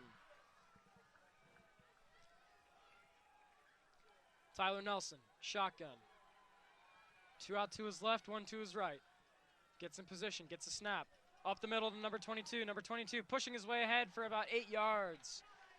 Number 22 for Maple Mountain, Quinlan Jackson. Gotta love Utah County names. Yeah, nice job by Quinlan just to push forward, get his offensive line up in front, and as he got about 5 yards and force a 3rd and short, manageable. And we'll see what Maple Mountain can do here. Watch outside on that left side. You got one-on-one with Kyson Hall and Aaron Jones. Do they bring the safety help or no? Doesn't look like it. Tyler Nelson dropping, looking to his right. And he's going to be dropped for a sack by the Viking defense. Spencer Tatioli and Noah Toketa on the play, along with number 54. Wyatt Daw. Wyatt Daw. Nice job by Wyatt Daw and Noah Toketa to get the quarterback. Wyatt Daw's been a little bit of a quiet season so far, and coach is fired up on the sidelines. And now you've got a big play coming up. Do you go for it on 4th down here? 4th and 10 from Vikings 46, or do you punt it, put them in their own end zone? Every play is starting to matter here down the stretch, and it looks like Maple Mountain will go for it with little to no choice. This is a big play. Tyler Nelson, 2 out to his left, 1 to his right. Gets a snap, looking. Downfield, steps up with a big throw, looking for his man. Kyson Hall, no good. Aaron Jones and Rex Connors on the coverage, and that's going to be a turnover on downs, and the Viking offense will try and take the field here. And here's what I don't like about this. You got 4th and 10 at the 50. You kind of, if I'm going to be honest, I'm punting it, putting Pleasant Grove in their own end zone. They haven't been able to get anything going offensively all game. You get them in their own end zone. If you can force a 3 and out, you're right back at good field position. But instead, you gave it away. Now Vikings have great field position with momentum going. And now Vikings have a way to start putting this game away just under 9 minutes and 30 seconds left in this fourth quarter. Levitt with Jones behind him, lining up Doman in the wideout, and Baja in the other wideout. Interesting package here for the Vikings. Motioning Colton Bayless across the middle. Going to fake it. Levitt's going to keep it himself out to the left side. He's got a man to beat, takes 1 with him, and he's going to take 1 down as he's going to get maybe a yard. Levitt just attracting defenders like a moth to a flame and pulling them down with him. Yeah. Big, strong, physical sophomore. Oh, yeah. He's not afraid to lower his shoulder. But once again, that front 7 of Maple Mountain just swarming on the ball. They're ball hawks right now on that with that run game. They're not letting anything get past them. Reminding me a lot of other PG quarterback Devin Jensen there, one of the most physical runners I've ever seen. I do think he'll be playing running back this season, though, because... Could see a couple running back plays from him. Yeah. Levitt in shotgun. Dropping back, looking to his right. Throwing downfield, looking for Colton Bayless. Too far. It's going to be 3rd and 10 for the Vikings. 8:36 to left to play in the fourth quarter. Yeah, just a bit overthrown. Double coverage. Great job by Maple Mountain to selling out. Yeah, playing double high, putting that safety with them, make it almost impossible to get that catch. You know what's got to be pretty fun but also kind of stressful? What is that? Being a ball boy. Well, why is that stressful? Because, like, you got to give the ball to the refs fast, and if, like, you don't give it to them fast, then they're going to be mad. It's true. I see And your you point. got to have a good throw every time. I see your point. You're not wrong. As it looks All like right, so with the timeout on the field now,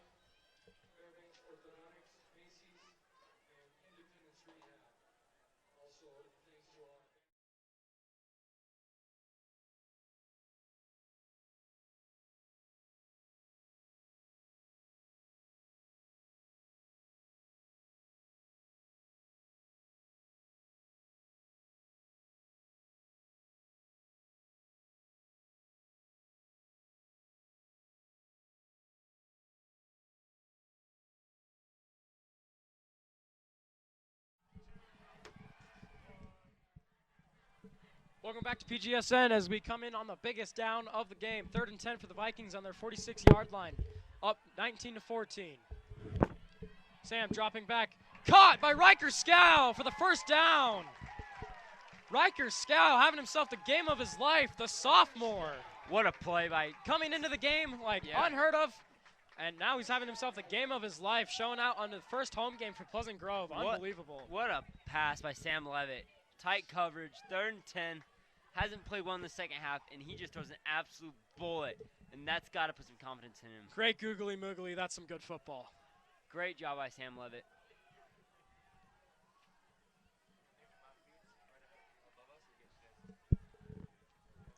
Levitt in shotgun. Going to run it up the middle. Out to the right. Keeping it himself. And he's going to dive ahead for about 8 yards on the carry. Viking offense is churning and burning and yearning for some learning. Yeah, and just like what I was saying earlier, Maple Mountain, that costly 4th down. And now, just like I said, the Vikings were in great field position, made that huge 3rd down play. Now they're rolling with Sam Levitt. 2 really good plays in a row. Gets positive yards for about 8, making it 2nd and 3. Make it manageable and able to make the chains, keep them moving. 7:40 left to play in the 4th quarter. Vikings up 19-14. Ball on their own on the opposing 35-yard line. Knocking on that red zone door. Levitt going under center. Handed off to Porter Connors on the right side. Juking one defender, not one, but 2, but 3, all the way up ahead for the first down. Taking it to the 25-yard line. Porter Connors got more moves than X-Lax there. What a play. He went from almost being stopped for about a 3-yard loss to end up getting the first down, plus more, getting it to all the way to the 25. And that's exactly what the doctor ordered. 2nd and 3. Porter Connors limping off to the sidelines there. That man. He is tough. One tough cookie. But yeah, like I said, great play by Porter Connors. Keep the play alive. Great job of keeping his feet going. Looked like he was maybe 9 seconds on the play clock. Vikings got to hustle. 7. Getting set in formation with 3. Get the snap off with 2. Just in time. Up the middle. Rex Connors with the carry, and he's going to fight ahead for about 4 yards. And forward progress will get him to about the 21-yard line. Yeah, and if the Vikings right here, they're just looking to waste clock. Just under 6 minutes and 40 seconds left in this 4th quarter. Up 5. Worst case scenario, get a field goal. You make it an 8-point game. If I'm Coach Wu and it comes 4th down, I shows a little faith in Oscar Ortiz and my special teams unit, and I let him get the job done. Yeah, it's going to be tough. If they Still get only putting them ahead 8 points, though. Yeah. And so that'll be part of the issue. Do they go for it if it is come to a 4th down? What do they do?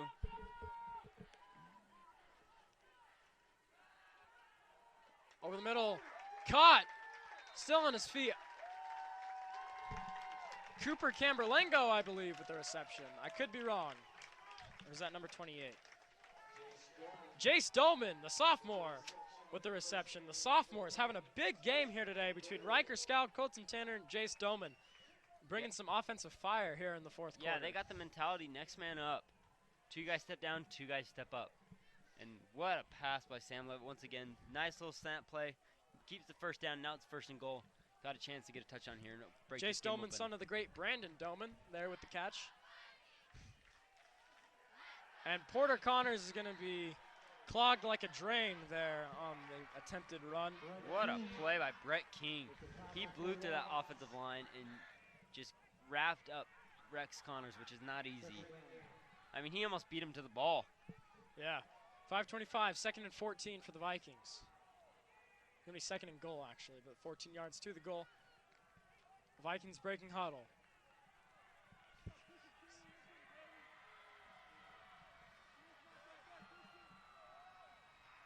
Levitt gets the snap. Looking to his right, throwing to his right. Intercepted. Oh, that's got to hurt. What a play. It looked like they were trying to go to it, just like a nice little dump off. And I can't quite tell who that was. Might have been Brett King again, but he just read that perfectly and intercepted that ball, and that's huge for Maple Mountain. Viking defense once again having to step up here. Excuse me, that was number 19, Ethan Davis, on the pick. Great play there. Read Sam Levitt the whole time. And now Maple Mountain goes from almost out of this game to having a chance to take the lead right here. Viking defense having to step up. Tyler Nelson gets a snap. Throws it out to his man, Kyson Hall, and he's going to run ahead for, let's see where the refs put the ball marker. About 8 yards, looks.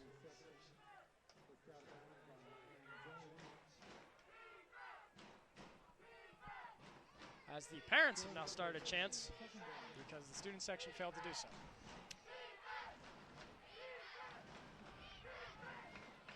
And they're off beat. Gotta love it.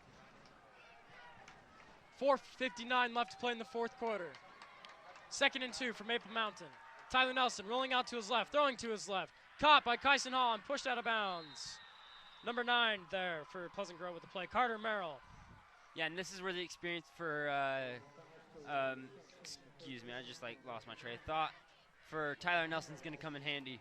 Just nice, easy roll out to your right, dump it off, get the first down, keep the chains moving, get out of bounds, stop the clock, keep it going.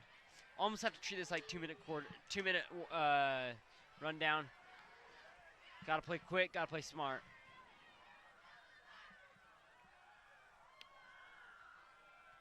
Tyler Nelson gets a snap, looking to his left, throwing to his left, and wrapped up by number 5, Riker Scow, all over that coverage. Riker Scow becoming a name to be reckoned with here in this game. Yeah, and right now, Maple Mountain's got no problem just taking the 5-6 yards. They realize they don't need to get scored. They got plenty of time, got over 4 minutes and 30 seconds left.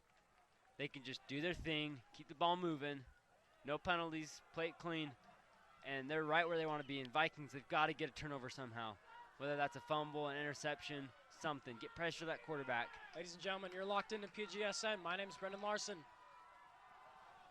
And Bryson McQuivy up the middle for looks like what could potentially be a first down. We'll see where the ball marker is placed. Maple Mountain trying to have a last stand here with 4:09 left in the fourth quarter. Viking defense looking tired with some hands on the hips. Yeah, they've had to play a lot of possessions on this second half. Really tired. See what they got left. Like me after cross-country practice. Yeah. Nothing left in the tank.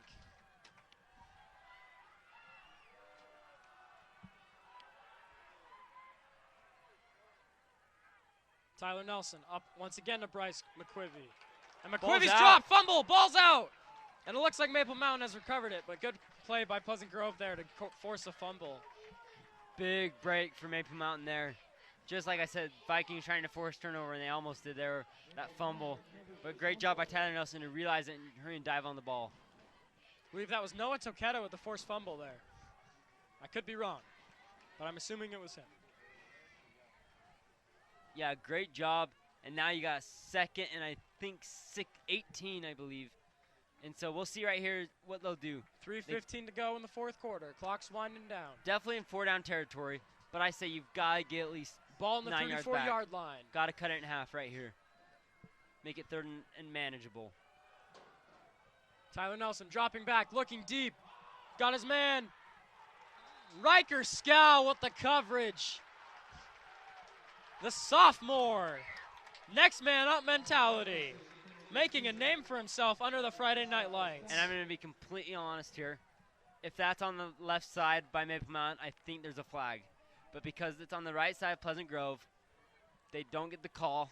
Scow may have gotten away with one there. He was holding it a little bit. I think what made the ref not call it is 2 reasons. One, the ball was overthrown and out of bounds a little. And 2, at the very last second, he turned his head to look for the ball. As Viking Stadium starts to get loud here on 3rd and 18 with 2:55 left to go in the fourth quarter. Maple Mountain's got it on their own 34. Down 14-19. And it looks like we have a timeout here. And timeout Maple Mountain. The noise is too much for the Golden Eagles to handle. Viking Stadium, get on your feet. Yeah, big job, big play coming up here. 3rd and 18. It's 4-down territory, so Maple Mountain's got to get at least half this yards back. I think it was a little risky going deep on 2nd and 18. You got to realize where you're at. Go get yardage. Got to get positive. Instead, they throw it away, and that's it's gonna be a long 3rd down. Pleasant Grove looking to get their first home win of the year, and big 3rd down coming up after the break. Stay tuned.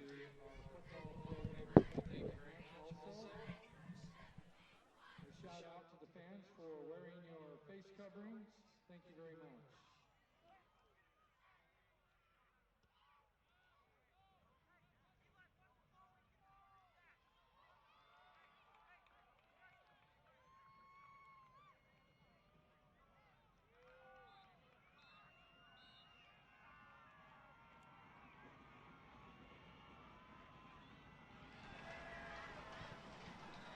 Ladies and gentlemen, 3rd and 18 with 2:55 left to go in the fourth quarter. Vikings up 19-14. It's a big play. Golden Eagles on their own 34-yard line. Tyler Nelson stepping back as Viking Stadium gets loud. The ball's aired out deep. And intercepted! Carter Merrill with the interception.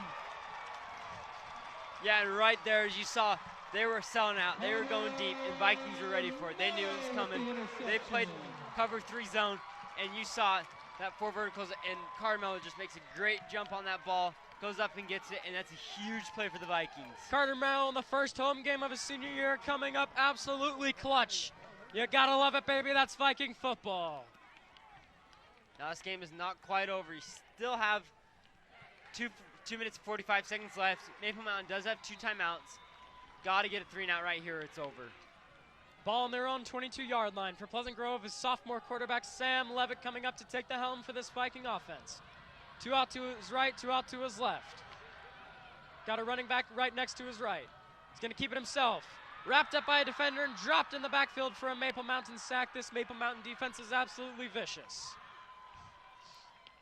Now the question is, do they go with the timeouts here, or do they wait and save it till 2nd and 3rd down? Looks like they're going to save them.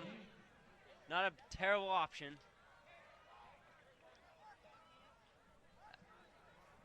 Second and 12 for the Vikings. 2:20 left to go on their own 20-yard line. Up 19-14 over the Maple Mountain Golden Eagles. Vikings coming into this game 1-0 after last week's win against Riverton 35-7. Levitt going under center with Porter Connors in the backfield. Vikings in a power formation. Levitt with the toss out to Connors. Connors on the right side. Got room to run, cutting through defenders. Up ahead for about 5 yards. Looking at a possible 3rd and 8.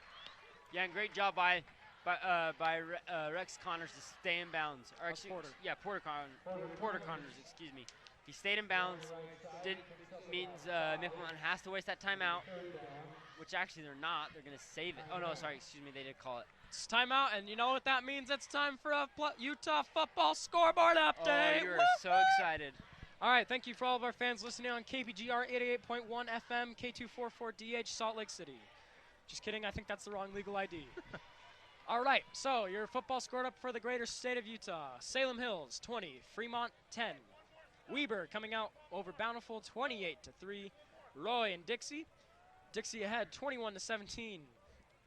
Granger and Clearfield. Granger ahead, 34-14. Skyridge soaring over Bingham, 35-7. Brighton coming out absolutely clutch against Layton, 38-7. West High getting the win over Woods Cross, 63-28. Orem shutting out East, 24-0. Farmington absolutely crushing Syracuse, 21-7. Riverton shutting out West Jordan, 30-0. Corner Canyon just charging over Harriman, 56-0, and we'll continue with the scoreboard update after this play. 3rd and 7 for the Vikings on their own 25-yard line. 1:53 left to play in the fourth quarter, up 19-14 over the Maple Mountain Golden Eagles. Big 3rd and 7 here. It looks like they're going to go in the pass Levitt formation. dropping back, throwing to his right. Caught! Isaac Vaha with the reception. Vaha plugged up at the 45-yard line. Keep chugging ahead, and he's pushed back. I don't care what you say about what Isaac Vaha did earlier in this game. That is the play of the game right there. That just seals it right there for the Vikings.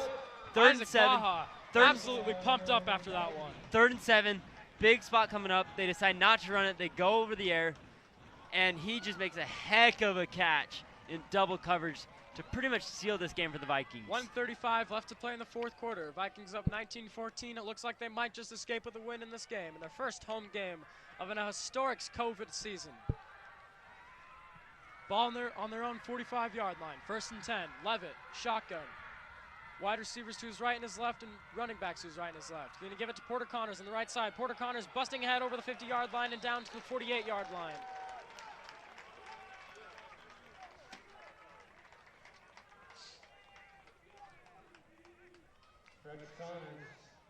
One minute left to play in the game. We're looking about 2nd and 3. Vikings get a first down, and this game is OVER, over, folks.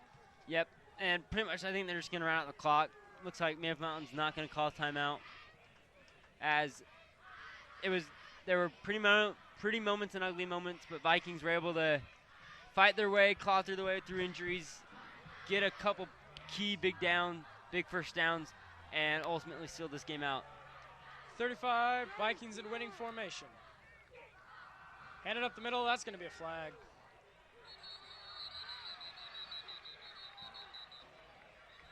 Coach is not happy with that one. The flag on the play. And the student section has finally decided to do something. Just kidding, we love our student section. 26.9 left on the clock. And the fourth down as the Vikings look to get their first home win of the year. And if I'm not mistaken, my biology teacher, Scott Healy, is on the sidelines this year for Pleasant Grove. Oh, yes. Big LSU fan. Really? Yeah. Big shout out to him. Got the best sleep of my life in that class.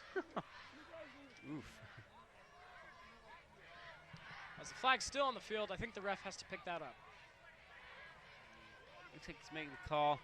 Not quite sure what happened.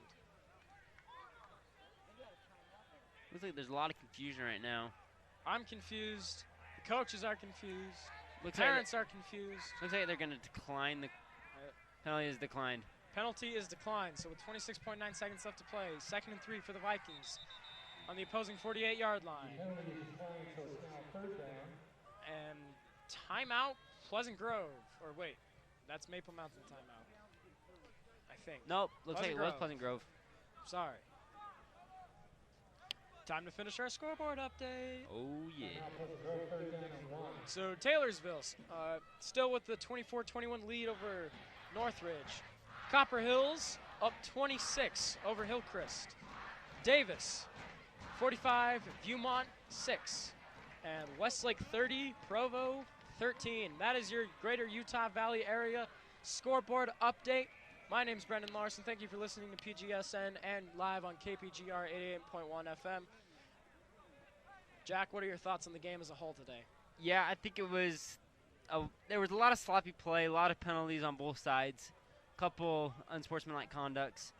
One on Maple Mountain, one on Pleasant Grove earlier in the game. But in the end, Pleasant Grove was able to claw through, had a 19-0 lead. Maple Mountain gave it their all, came back, had it close, had the ball, but ultimately made that huge costly interception in the end. And I think Pleasant Grove probably snuck out away with a victory. 3rd and 1. This one's for all the marbles. The big kahuna. In the words of Andy from The Office, big tuna. Up the line. And that's going to be good there for Pleasant Grove. As Brigham Ray getting into the game. Our own PGSN alumni. member. Yes, sir. Number 24, Brigham Ray getting some varsity time. We love to see it. The Vikings are just going to let this clock run out. As the Vikings will get the win at their first home game here at the mouth of Battle Creek Canyon from Pleasant Grove Stadium. Your Pleasant Grove Vikings 19, the Maple Mountain Golden Eagles 14. As this concludes the game, Jack, what are some keys to the game that you saw that helped the Vikings get the victory? Honestly, first off, the offensive line had its moments where it kind of struggled, a couple costly penalties, couldn't really ever get that run game over. I think Sam Levitt had a couple big key moments. That pass to Isaac Vaha at the end, a couple other first downs, and then a couple long bombs to Darius Clemens. In the end, they were able to get out of it. Defense did what they had to do, got the stops at the end. Great play by Carter Merrill to make that pick at the end, and ultimately it helped lead to the victory. Yeah, great game all around from everyone on Pleasant Grove. Sam Levitt, sophomore quarterback, showing a lot of maturity and poise there to get the Vikings the win. For me, though, the player of the game has got receivers down and out for the game. Riker Scout stepped up, made a bunch of key throws. They weren't the biggest throws. They weren't highlight reels either, but they were big, big throws. Helped the Vikings stay in the game, and he made some great defensive plays, too. Yeah, played both wide receiver and cornerback, came up with the key stops. And on the other side, Maple Mountain, they have a lot to learn. They started slow. I think that third quarter was huge for them to come back. Tyler Nelson and Kyson Hall had a couple big plays coming their way. And I think they just got to get that running game going a little. They started to at the end of the fourth quarter, but they just couldn't have it last long enough. Ladies and gentlemen, this is PGSN signing off.